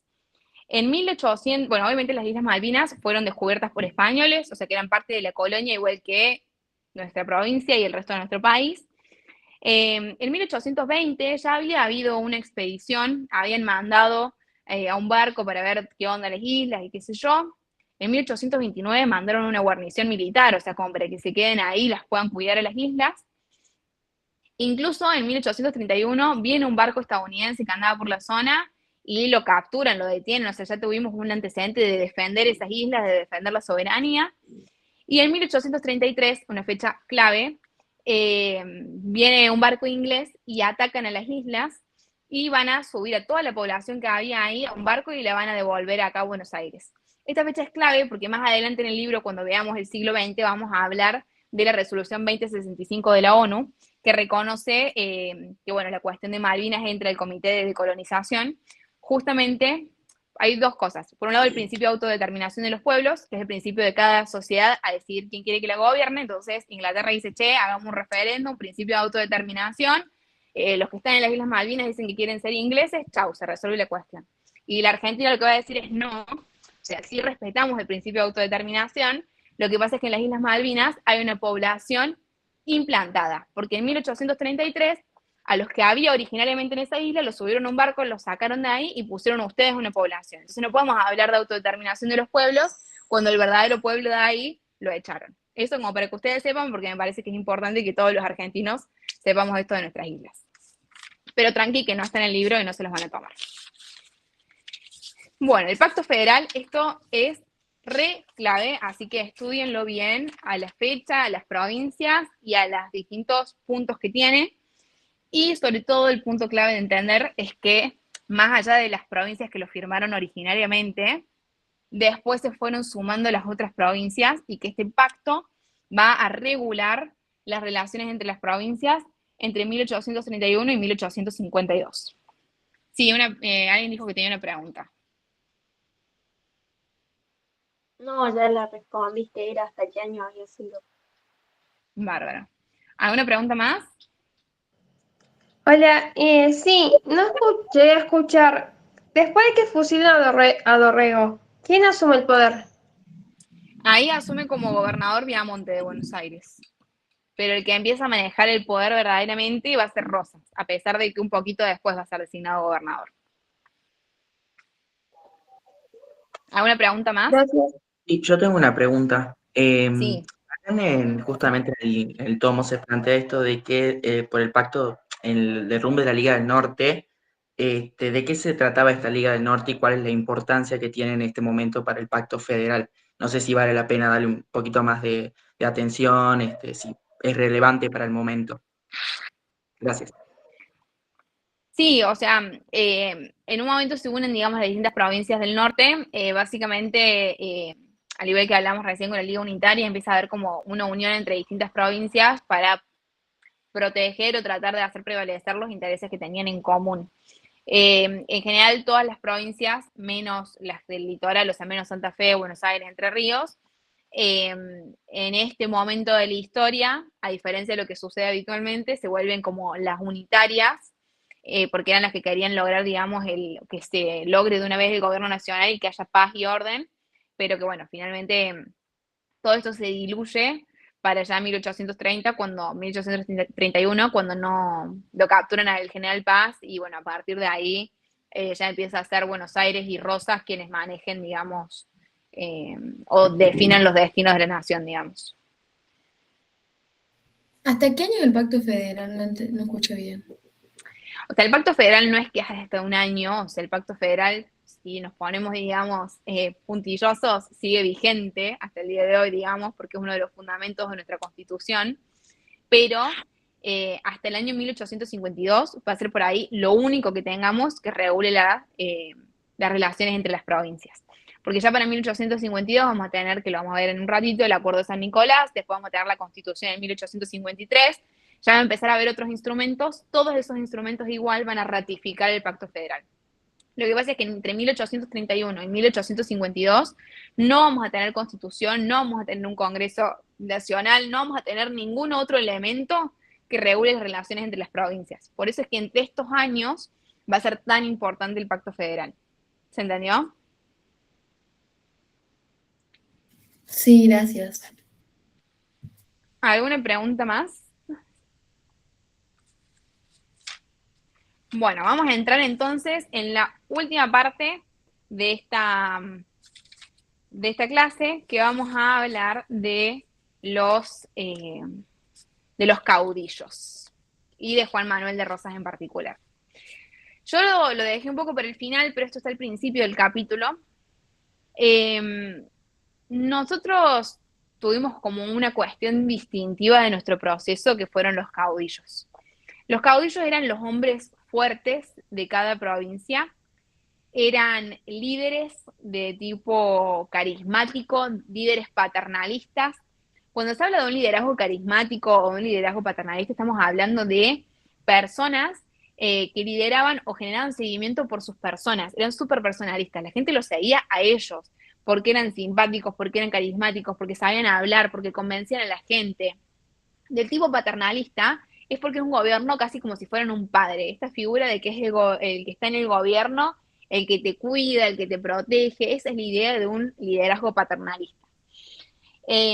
Los caudillos tienen sus diferencias, obviamente, porque cuando estudiamos o clasificamos las cosas estamos generalizando, siempre es así, pero más o menos son personas que nacieron entre 1780 y 1790, o sea, son personas que nacieron y crecieron durante la última etapa colonial, y son personas que vivieron su juventud durante la época de las guerras de la independencia y vivieron como muchas transformaciones.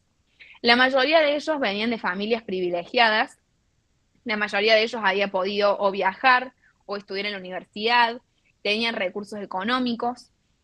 Y otra característica clave de los caudillos va a ser que ellos sustentaban su poder en sus clientelas o sus milicias. O sea, las clientelas o las milicias van a ser como unos ejércitos improvisados. Eran la gente que vivía en sus campos, en sus tierras, en las ciudades de sus provincias, que les ponían armas y empezaban a armar ejércitos. Y obviamente en esa época, el que tenía más armas, el que tenía más fuerza, tenía más poder. Por eso es que es tan importante o sustentaba, digamos, el poder de estas personas que tuvieran estos recursos militares. La mayoría de ellos llegaron a ser, al menos en algún momento, gobernadores de sus provincias. Ahí veo que pregunta a alguien en el chat a qué llamamos etapa colonial, a la etapa en la que éramos colonia de España. Entre 1780 y 1790 es como la última etapa de la colonia, que a partir de 1810 empieza la guerra de independencia. El libro va a nombrar a 4 caudillos en esta parte, pero después nombra a algunos más cuando hablamos de la historia. Por ejemplo, hablemos un montonazo de Estanislao López, que era el gobernador de Santa Fe, y también era el caudillo de Santa Fe. Él fue gobernador de Santa Fe por 20 años, entre 1818 y 1838. Al principio era un aliado de Artigas, el caudillo de la banda oriental del Uruguay, y después, bueno, se fueron separando y él se fue quedando, digamos, con el gobierno de Santa Fe, y fue súper protagonista, recién lo reestudiamos porque fue el que ganó la batalla de Cepeda, el que se enfrentó a Buenos Aires y demás, fue un actor político importante. Y algo que me parece a mí un dato de color, o que también caracteriza nuestro proceso, es que Estanislao López era un hijo extramatrimonial. Esto no hace falta que lo sepan, no se los van a tomar.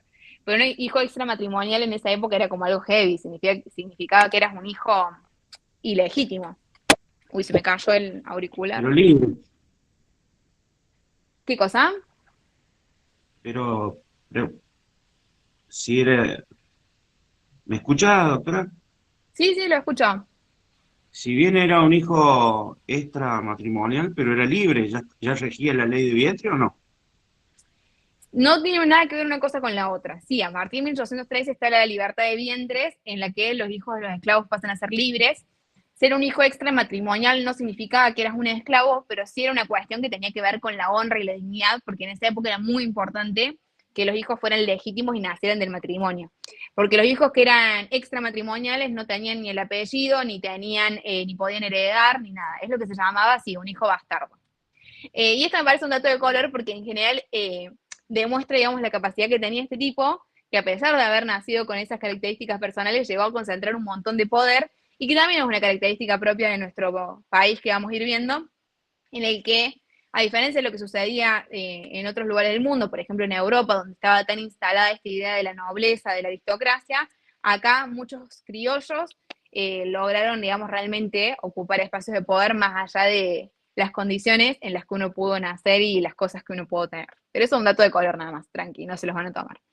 También habíamos hablado del Pancho Ramírez, que era el de Entre Ríos, que había sido también un aliado de Artigas y de López, pero que después los traiciona a ambos y terminan matándolo en Córdoba, pero también era un caudillo de esa zona. Y en esta parte del libro, cuando habla de los caudillos, va a hablar de los 4 que tenemos en la pantalla. Facundo Quiroga es quizás uno de los más importantes, era el caudillo de La Rioja, le decían el tigre de los llanos, porque había nacido en la localidad de Los Llanos, en La Rioja. Fue uno de los caudillos más populares. Como les decía recién, al igual que la mayoría de los caudillos, él nació de una familia más o menos acomodada y con cierto capital, tenía varias haciendas y ganado y cierta producción minera y demás. Pero era una persona que era muy carismática, que lograba realmente tener muchos seguidores que lo elegían a él y que lo seguían. Fue muy protagonista, sobre todo en la época de Rivadavia y la primera parte del gobierno de Rosas, porque era un gran opositor, digamos, a los unitarios de Buenos Aires. Y a tal punto era tan importante que, bueno, después vamos a ver que cuando él fallece se genera una gran conmoción, cuando él lo matan, digamos. Y también es importante porque más adelante Sarmiento, en un libro que quizás leyeron algunos en el secundario, que es el Facundo, Civilización o Barbarie, Sarmiento cuando habla del Facundo lo va a usar a él como figura para representar lo que él consideraba que era la barbarie o el obstáculo para lograr la civilización de la Argentina, que eran los caudillos. Él consideraba que los caudillos representaban el pasado y no dejaban avanzar a las grandes ciudades y al futuro de las sociedades que se tenía que venir. Después vamos a tener a Felipe Ibarra, de Santiago del Estero, también era de la élite provincial, él pudo estudiar en el Colegio Montserrat, fue gobernador de su provincia también. Después lo vamos a tener a Alejandro Heredia, de Tucumán, también venía de una familia de cierto prestigio, había podido estudiar en el Montserrat, pero también en la universidad tenía el título de doctor, o sea que era una persona muy formada. La vida y la época de la revolución lo hizo improvisarse en militar, o sea, él no había estudiado la carrera militar, pero se sumó al ejército del norte, luchó en las batallas de Vilcapugio y Ayohuma con Manuel Belgrano, estuvo en la sublevación de Arequito, o sea, cuando el ejército del norte se rebeló del directorio, también estuvo en el Congreso de 1826, o sea, el de la que sancionó la Constitución, y fue asesinado. Fue gobernador de Tucumán también. Y por último, el general Paz, que ya habíamos contado un poco su historia, que había sido este gran militar. La gente, o por ahí los dichos históricos, dicen que era un brillante estratega militar. Algunos dicen que era hasta más brillante que San Martín.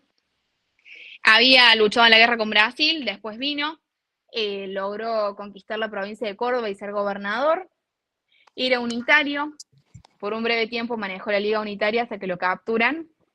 Un dato de color también, que no está en el libro y no se los van a tomar, pero para que ustedes sepan de estos chismes históricos, mientras él estaba preso, se enamora de su sobrina y con una dispensa de la iglesia, es una autorización de la iglesia para poder casarte con alguien con quien no te podrías casar, lo autorizan y se casa con su sobrina, con quien después tienen un largo matrimonio y un montón de hijos. Pero bueno, eso se los cuento como chisme histórico o dato de color del general Paz. Lo de los caudillos es muy importante. No les van a tomar específico el año en el que nació cada uno, pero sí es importante que ustedes relacionen nombres con provincias. Que Facundo Quiroga era de La Rioja, que Felipe Ibarra era de Santiago del Estero, que Alejandro Heredia era de Tucumán, que el general Paz era de Córdoba. Esos datos sí son importantes. ¿Alguno tiene alguna duda o alguna consulta de esta parte? Yo tengo una consulta, pero no es con respecto a los caudillos, sino con gracias, sino con el tema anterior. Luego del Pacto Federal, Rosas asume el poder. ¿No vamos a tratar esa parte donde Rosas asume el poder y tiene su primer, segundo periodo y después la generación del 37? Ahora vamos a eso. Me acabas de dar pie Sí.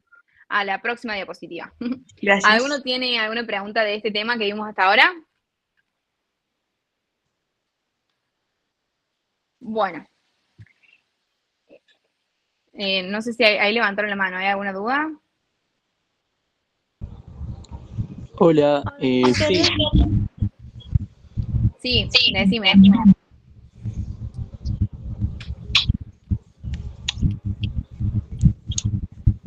Hola. No, nada, en mi caso era nada más saber si el tema en lo que concierne a las características es relevante. ¿Las características de qué cosa? De los caudillos. Lo más importante es lo que les decía recién, de poder relacionar los nombres con las provincias. Después saber un poquito de la historia de cada uno, sobre todo de quienes más estudiamos, por ahí del Facundo Quiroga, del General Paz, hay como un poco más de texto o estudiamos un poco más, digamos, su trayectoria política. Por ahí de los otros caudillos de Ibarra o de Heredia no menciona tanto el libro, así que denle más importancia a los que más explica, digamos. Lo que sí es importante cuando les hablen en sí de los caudillos es sobre todo saber eso, digamos, los nombres de cada uno y de qué provincia eran. Bueno, por ahí gracias, puede Connie. ser habitual un ejercicio de que tengan que relacionar, o sea, que les pongan, digamos, los nombres de los caudillos y los nombres de las provincias y que ustedes tengan que unir cada uno. Esto es algo que han tomado en otros exámenes. Quédense tranquilos que eso después también va a estar en los simulacros que les pasemos. Bueno, ahora sí vamos con el último tema que recién Lourdes se preocupó de que no lo íbamos a tratar, pero lo vamos a tratar, por supuesto, porque es re importante, que es Juan Manuel de Rosas. Juan Manuel de Rosas es una figura re importante de la historia argentina. Va a ser quien esté en el centro del poder político durante más de 20 años. Y va a ser una figura súper controvertida. Por ahí pasa que nosotros estudiamos, digamos, la historia y por ahí estudiamos a estos próceres, a estos hombres importantes que tomaron decisiones importantes y nos olvidamos de que ellos también eran personas. Obviamente con sus luces, con sus sombras, con sus aciertos, con sus errores, fueron seres humanos que les tocó tomar decisiones importantes en algún determinado momento. Y la verdad no sé si tiene mucho sentido que nosotros nos pongamos a ver si Rosas era bueno o era malo. Simplemente fue lo que fue, hizo lo que hizo. Tuvo cosas buenas y tuvo cosas malas, por supuesto, digamos. Pero es muy fácil criticar con el diario del lunes, 100 años, 150 años después de que pasaron las cosas. Yo les voy a contar un poco qué es lo que hizo, después sacarán ustedes sus propias conclusiones de qué opinamos de este personaje. Rosas, al igual que todos los caudillos, era una persona que venía con ciertos recursos de una familia privilegiada. Él nació en Buenos Aires, en el seno de una familia patricia que tenía campo, tenía hacienda, tenía saladeros.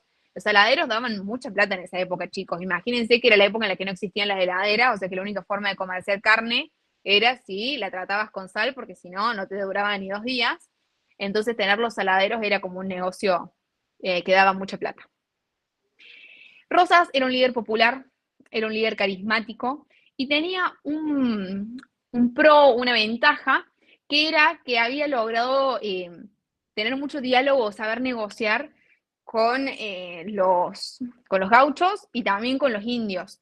En esa época seguía habiendo pueblos originarios y hay una cosa que nosotros por ahí nos olvidamos, que es que hasta entrado el año 1880, el país nuestro era muy chiquito, o sea, todo lo que era del sur de Córdoba, del sur de Buenos Aires para abajo era lo que se llamaba el dominio del indio. Hasta que no se hizo la campaña del desierto y demás, no se fue conquistando los territorios de la Patagonia.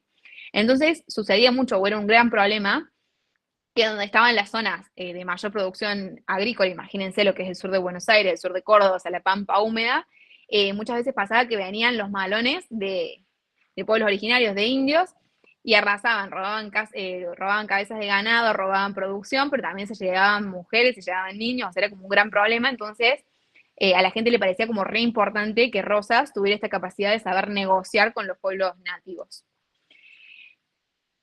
Rosas era un aliado de Dorrego. Obviamente cuando lo fusilan a Dorrego, Rosas se mete para vengarlo y empieza como que a tener mucho poder político, aparte del poder económico que ya tenía. Y viene Rosas en un momento en el que la gente realmente quería paz. O sea, veníamos de todo el quilombo que había sido la guerra con Brasil, veníamos de que lo mataran a Dorrego. La gente estaba muy convulsionada. Imagínense lo que sale de plata en bancar una guerra, lo que sale, digamos, de costo humano también, de bancar todas las muertes que hubo, los heridos y demás. La gente quería paz. Entonces aparece Juan Manuel de Rosas como una opción para traer eso, paz y orden.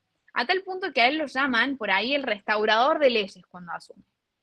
Lo van a elegir como gobernador y va a tener un primer periodo de 1829 a 1832, en el que no solo va a ser gobernador teniendo el poder ejecutivo, sino que la sala de representantes, cuando yo diga sala de representantes estoy hablando de lo que sería hoy, por ejemplo, la legislatura de Buenos Aires, era como el poder legislativo de la provincia en ese momento. La sala de representantes le va a dar a Rosas facultades extraordinarias. Esto es re importante porque seguro es una pregunta de examen. Cuando hablamos de facultades extraordinarias, estamos hablando de que aparte de tener el poder ejecutivo, o sea, aparte de tener el gobierno en sí, también tenía la facultad de dictar normas, de dictar leyes. Esto va a durar por 3 años hasta 1832. Cuando llegamos a 1832, hay que volver a renovarle, digamos, el mandato, y ahí en la sala de representantes tenemos como una división. Por un lado, había un grupo como de legisladores, que eran los netos o los apostólicos, que eran los seguidores de Rosas, que lo bancaban a full y que requerían darle de vuelta las facultades extraordinarias. Y por otro lado, había otro grupo, que eran los que se llamaban los lomos negros, que eran los herederos del federalismo de Dorrego, ¿se acuerdan el que habían fusilado, que era gobernador de Buenos Aires antes? Que decían, sí, flaco, te renovamos el gobierno, podés ser gobernador de vuelta, pero no te vamos a dar las facultades extraordinarias, tenés mucho poder, acá hay que poner límites, todo bien, digamos, con que tengas el gobierno, pero no te vamos a dar de vuelta facultades extraordinarias. Rosas les dice, gracias, pero no gracias. Si me van a limitar el poder, yo no quiero esto, arréglense ustedes. Entonces, en 1832 lo van a poner a Balcarce como gobernador. E incluso había sido Rosas el que había sugerido a su propio reemplazo, pero después por atrás va a empezar a conspirar para cagarlo a Balcarce. Rosas estaba casado con Encarnación Ezcurra, que era una mujer súper inteligente, súper hábil y que también tenía mucho manejo político, y que manejaba la Mazorca, que era como una organización no oficial que generaba o por abajo quería hacer revoluciones, que usaban el espionaje, que usaban el chantaje, las amenazas. O sea, Rosas va a ser el primero en empezar a usar estos métodos más modernos de la política. Entonces va a organizarse por abajo la revolución de los restauradores que querían restaurarlo a Rosas, el restaurador de leyes, como gobernador. Balcarce entonces va a terminar teniendo que renunciar y en su lugar lo van a poner a Viamonte. Viamonte va a durar muy poquito y va a renunciar y lo van a poner a Vicente Massa. Esto es en el año 1835, o sea, ya habían pasado 3 años. En 1835 lo van a matar a Facundo Quiroga. En Barranca Yaco, en Córdoba, lo van a matar a este caudillo riojano. Y como yo les decía, era una persona muy querida. Entonces acá se va a armar la gorda y tenían realmente miedo en Buenos Aires que las provincias se levantaran, que hubiera alguna guerra de vuelta. Entonces se empieza a generar este clima de pánico en el que dicen, che, que vuelva Rosas, que vuelva alguien que se pueda hacer cargo, que nos pueda proteger. Entonces, en 1835 va a volver a asumir como gobernador de Buenos Aires Juan Manuel de Rosas, pero esta vez no solo va a tener las facultades extraordinarias, sino que Rosas va a pedir tener la suma del poder público. Rosas le va a decir, ¿quieren que yo venga, que me haga cargo del quilombo, que agarre la sartén caliente? Bárbaro, pero a mí me dan poder en serio. Entonces, a partir de este momento va a tener el poder ejecutivo, o sea, ser gobernador, tener la función de gobierno, va a tener el poder legislativo, como tenía con las facultades extraordinarias, pero también va a tener la función judicial. Es decir, que se divide, se borra la división de poderes y pasa a tener la suma del poder público. O sea, todo el poder del Estado lo tenía una sola persona, que era Juan Manuel de Rosas, que podía gobernar, podía legislar y podía juzgar. Además, se le va a sumar el manejo de las relaciones extraordinarias. ¿Se acuerdan que habíamos dicho que las provincias que habían firmado el Pacto Federal, a medida que se iban sumando, le entregaban o le delegaban el manejo de las relaciones exteriores a Rosas? Bueno, esto pasa en este momento. Rosas va a tener entonces gobierno de Buenos Aires con suma de poder público y con manejo de las relaciones exteriores desde 1835 hasta 1852. O sea, realmente un montón de tiempo para que una sola persona sostenga el poder. Si yo esto que les decía recién de las facultades extraordinarias y de la suma del poder público es clave, ¿eh? Seguro que es pregunta de parcial, así que esto estudienlo bien. Como les decía recién, Rosas va a ser por ahí el primer político moderno. va a usar el espionaje, va a usar la propaganda. Él realmente quería que la gente lo conozca, que la gente sepa que era el gobernador. Organizaba actos donde mezclaba lo político con lo religioso. O sea, él realmente quería, digamos, ser conocido, ser elegido, ser querido. A lo largo de estos años van a suceder hechos históricos importantes que no vamos a profundizar porque el libro no profundiza, pero, por ejemplo, va a pasar todo lo del bloqueo anglo-francés, cuando Francia e Inglaterra nos bloquean el comercio en el puerto y después se da la vuelta obligado el 20 de noviembre de 1845, por lo cual nosotros seguimos festejando hasta el día de hoy el Día de la Soberanía Nacional. Todas estas cosas suceden durante el gobierno de Rosas. A tal punto, digamos, hacia afuera Rosas era reconocido como quien defendía la nación, que San Martín, cuando fallece en su testamento, le lega su sable, se lo dona, se lo deja a Rosas, porque él creía que Rosas había sido quien había defendido verdaderamente la unidad nacional y había defendido a nuestra patria frente a las potencias extranjeras. Lo que va a pasar es que durante todos estos años que Rosas va a conducir, digamos, el país, no va a instar la organización nacional. O sea, no va a convocar nunca un congreso para hacer la constitución, no va a ser nunca una organización real de la nación. Que eso va a terminar... Sí, decime. ¿Por qué dice que el primer gobierno de Rosas es de 1829 a 1832, si en el medio deja de serlo? Él lo deja de ser en 1832. O sea, en 1832, cuando se acaba su primer gobierno, y lo quieren reelegir, pero sin las facultades extraordinarias. Entonces ahí Rosa dice, no, si ustedes me van a limitar el poder, yo no quiero. Entonces se va, pero por detrás sigue desestabilizando el nuevo gobernador y sigue tirando los hilos del poder, hasta que en 1835 vuelve con la suma del poder público. Entonces tiene como dos momentos su gobierno, digamos. Claro, porque decía que en el 3 de noviembre de 1830 designan a Viamonte como gobernador. Viamonte era el gobernador, ¿en qué parte del libro estás? O sea, Viamonte era gobernador antes que Rosas y fue después de Rosas. En la parte de la página 90 que dice que el 3 de noviembre la legislatura declaró cesante a Balcarce y designó a Viamonte. Claro, esto es después o sea, dame un segundo que te lo chequeo tal cual lo dice el libro para no generar confusión. Viamonte va a ser 2 veces gobernador de Buenos Aires. Se van a dar cuenta que muchas veces son los mismos nombres que van y vienen, pero particularmente en este momento, cuando hablamos de gobierno de Rosas, primero lo vamos a tener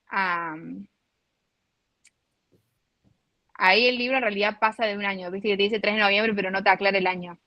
Eso no sucede en 1830. O sea, en 1832 se acaba el primer gobierno de Rosas y ahí pasa lo de la Sala de Representantes con los netos y los apostólicos. Ahí pasa que le eligen a Balcarce, después a Viamonte, después a Vicente Massa y después en 1835 vuelve Rosas. Bien, gracias. ¿Alguna duda más? Esas son las cosas por ahí que hablamos de que el libro es medio confuso. Por eso la idea de estas clases es por ahí darles el contexto o poder comprender esas cuestiones.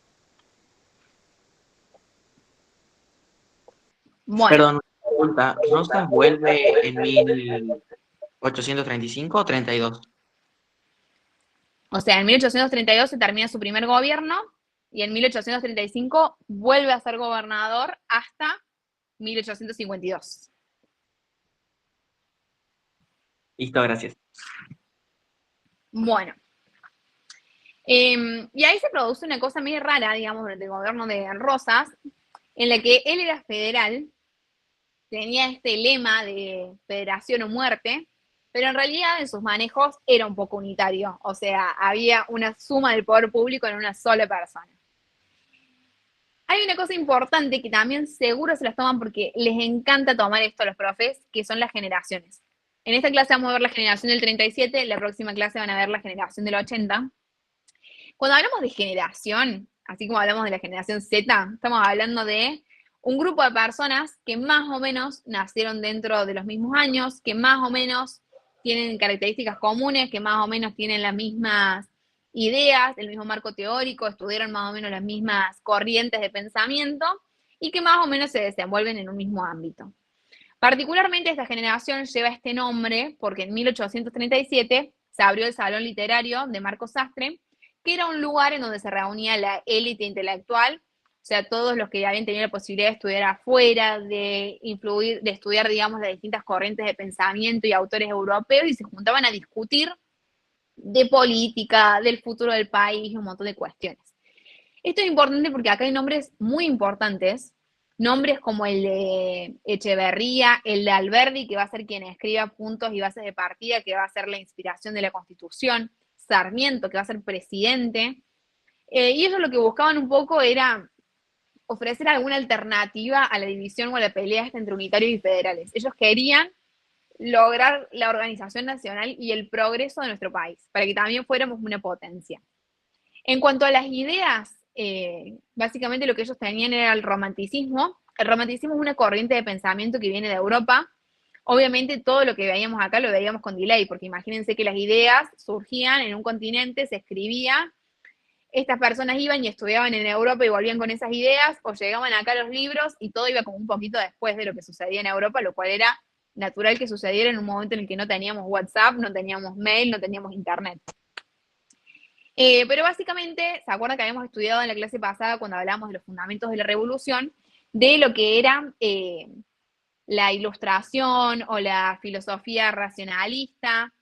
Básicamente, el romanticismo era como la oposición a eso. Lo que ellos decían era que habíamos sido excesivamente racionalistas y había que volver un poco al sentimiento, había que volver un poco a la cuestión más pasional.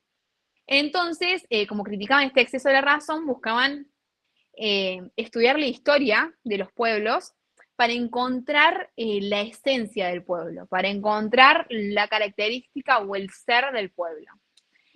Lo que pasa es que cuando los europeos empezaban a buscar su pasado, se iban al Renacimiento, se iban a la época medieval, se iban al Imperio Romano. Acá, cuando querían ir a estudiar su pasado, los de la generación del 37, se encontraban que si se iban mucho más atrás en el tiempo, se iban a la época en la que éramos colonia, y a nadie le gustaba pensar que la esencia de su pueblo era estar sometido a una potencia europea. Entonces, para ellos, el mito fundacional iba a ser la revolución de 1810, y que a partir de ese momento se empezaba a estudiar nuestro pasado, y ahí se encontraba como esta esencia de la argentinidad. Básicamente eran quienes anhelaban la patria, una patria grande, con organización nacional, pacífica, con progreso, y eran opositores a Rosas, por lo cual fueron perseguidos y tuvieron que exiliarse, porque estas ideas no se las callaban o no las discutían solo entre ellos, sino que escribían artículos, los publicaban en los libros, eran como muy abiertos en la oposición a Rosas, y obviamente los persiguieron. Pero esto de la generación del 37 es importante, así que después péguenle una leída. Llegamos entonces al año 1851. En este momento había una persona que se va a volver muy importante, que va a ser Urquiza, que era el gobernador de Entre Ríos desde 1842. Urquiza era también un federal, y le va a empezar a criticar a Rosas algunas cosas. Le va a decir, che, flaco, o sea, vos decís que sos federal, pero estás hace 20 años en el poder y no convocaste nunca un congreso constituyente. Rosas, él decía que estaba a favor de la organización nacional y qué sé yo, pero siempre tenía una excusa, que no era el momento, que primero había que terminar de consolidar las provincias, que después lo vemos y qué sé yo. La verdad es que si Rosas hubiera querido, tenía el poder y tenía el apoyo y podría haber sancionado la Constitución y haber tenido organización nacional para nuestro país mucho antes. Pero él estaba muy cómodo como estaba. Imagínense que él tenía la suma del poder público y aparte tenía el manejo de la relación, de las relaciones exteriores. O sea que él en la práctica, en los hechos, se manejaba como si fuera el presidente. Y si hacíamos una constitución, si poníamos división de poderes y qué sé yo, él terminaba perdiendo mucho del poder que tenía. Entonces, la verdad es que Rosas, más allá de lo que decía, con sus acciones nos demuestra que no era ni tan federal, ni quería tanto la organización nacional. Y esto es algo que se lo empieza a reclamar Urquiza. Lo que pasa es que Rosas tenía mucho poder. Entonces, cuando Urquiza hace su pronunciamiento en 1851 y le reclama públicamente esto a Rosas, las otras provincias no lo apoyan, porque pensaban que Rosas iba a ganar y nadie se le quiere jugar hasta que sepa cuál es el lado ganador. Urquiza no solamente que dice todas estas cosas contra Rosas en su pronunciamiento, sino que también le retira el manejo de las relaciones exteriores que tenía delegadas Rosas. Es decir, que Entre Ríos pasa a volver a manejar sus relaciones exteriores. Urquiza se da cuenta que la única forma de ganarle a Rosas es con las armas, entonces empieza a juntar un ejército. Junta el apoyo del Brasil, se va a Uruguay y Uruguay también tenía sus conflictos internos, había como 2 facciones peleándose y sitiando Montevideo. Él va y ayuda al bando ganador, entonces se vuelve también con tropas de Uruguay, o sea que tenía el apoyo de 2 naciones, tenía las tropas de Brasil y las tropas de Uruguay. Y aparte junta también las tropas de su provincia de Entre Ríos y las tropas de la provincia de Corrientes. Se forma entonces lo que se llamaba el ejército grande, o sea, junta realmente un buen ejército potente. Y del otro lado, Rosas también arma un buen ejército. O sea que cuando se prepara lo que iba a ser la batalla de Caseros, era una batalla realmente muy, muy grande, o sea, con 2 ejércitos, con un montón de personas. Se calcula que había como 50.000 personas en ambos lados, es decir que era como la mitad de la población que tenía Buenos Aires en ese momento. La batalla de Caseros, que se da finalmente el 3 de febrero de 1852, tiene re pocos muertos para la cantidad de tropas que había de los 2 lados. Y ahí los historiadores sospechan que quizás Rosas entendió que era su momento, que después de más de 20 años era momento de retirarse, y quizás puede ser que haya habido algún acuerdo secreto entre Urquiza y Rosas. La verdad es que nunca lo sabremos. Lo único que podemos saber son los hechos objetivos, que es que el 3 de febrero de 1852 hubo una batalla. De un lado se enfrentaba el ejército grande de Urquiza, del otro lado las tropas de Rosas, que realmente eran ejércitos muy grandes, pero hubo muy pocos muertos. Yo les dije que había como más de 50.000 personas enfrentándose, y en lo que fue la batalla en sí hubo 200 muertos nada más. Ponele que se murieron 200 más entre los que fusilaron o mataron después de prisioneros de guerra, pero es muy poco en proporción a la cantidad que había, o sea, no hubo una verdadera guerra. Y ahí ese mismo día, Rosas presenta su renuncia a la Sala de Representantes, a la Legislatura de Buenos Aires, se sube a un barco y se va a refugiarse con su hija a Inglaterra y no vuelve nunca más a la Argentina. O sea, que quizás hubo algún acuerdo, quizás Rosas pensó algo que no sabemos y nunca sabremos. Ahí veo que en el chat preguntan por la Triple Alianza, eso es más adelante, eso lo vamos a ver en la guerra, justamente la Triple Alianza, donde se unen Uruguay, Brasil y Argentina contra Paraguay, pero es tema de la próxima clase. Acá no estamos hablando de eso, sino que estamos hablando de una batalla interna entre Urquiza y Rosas. Lo importante de esta batalla de Caseros es que finalmente se acaba la vida política de Rosas, que había manejado todo durante más de 20 años en nuestro país. Y a partir de ahora, por estos próximos años, la principal figura va a ser Urquiza. Cuando gana Urquiza, lo primero que hace es poner un nuevo gobernador de Buenos Aires, que va a ser Vicente López, y va a mandar a un representante de él, que va a ser Bernardo de Irigoyen, a ir a negociar con las otras provincias. Bernardo de Irigoyen con I latina, no con Y, no confundirlo con el presidente que vamos a ver más adelante. Y va a buscar el apoyo de las provincias, que yo les había contado que antes no lo habían apoyado. Cuando vieron que ganó, también ahí todo el mundo quiere estar del lado ganador, así que todos rápidamente las provincias salieron con Urquiza. De ahí vamos a llegar a lo que va a ser el Acuerdo de San Nicolás, que eso lo vamos a ver la clase que viene. Pero a partir de este momento, finalmente, empieza un poco más la historia moderna de nuestro país, más allá de que vamos a ver que nos va a llevar una década más lograr finalmente la unión nacional. Bueno, se me hizo súper larga la clase, yo quería ser más cortita y concisa, pero por ahí son muchos temas los que hemos visto. Acabamos de ver 3 décadas de historia argentina. Espero que, bueno, la clase les haya servido, que se haya podido entender. Quédense tranquilos que la van a tener grabada, la van a poder ver de vuelta todas las veces que necesiten. Los chicos de la franja les van a pasar la presentación también para que la tengan. Van a tener también simulacro de examen para poner a prueba sus conocimientos. Y bueno, obviamente si les queda alguna duda o lo que sea, estoy a disposición para que también nos puedan consultar.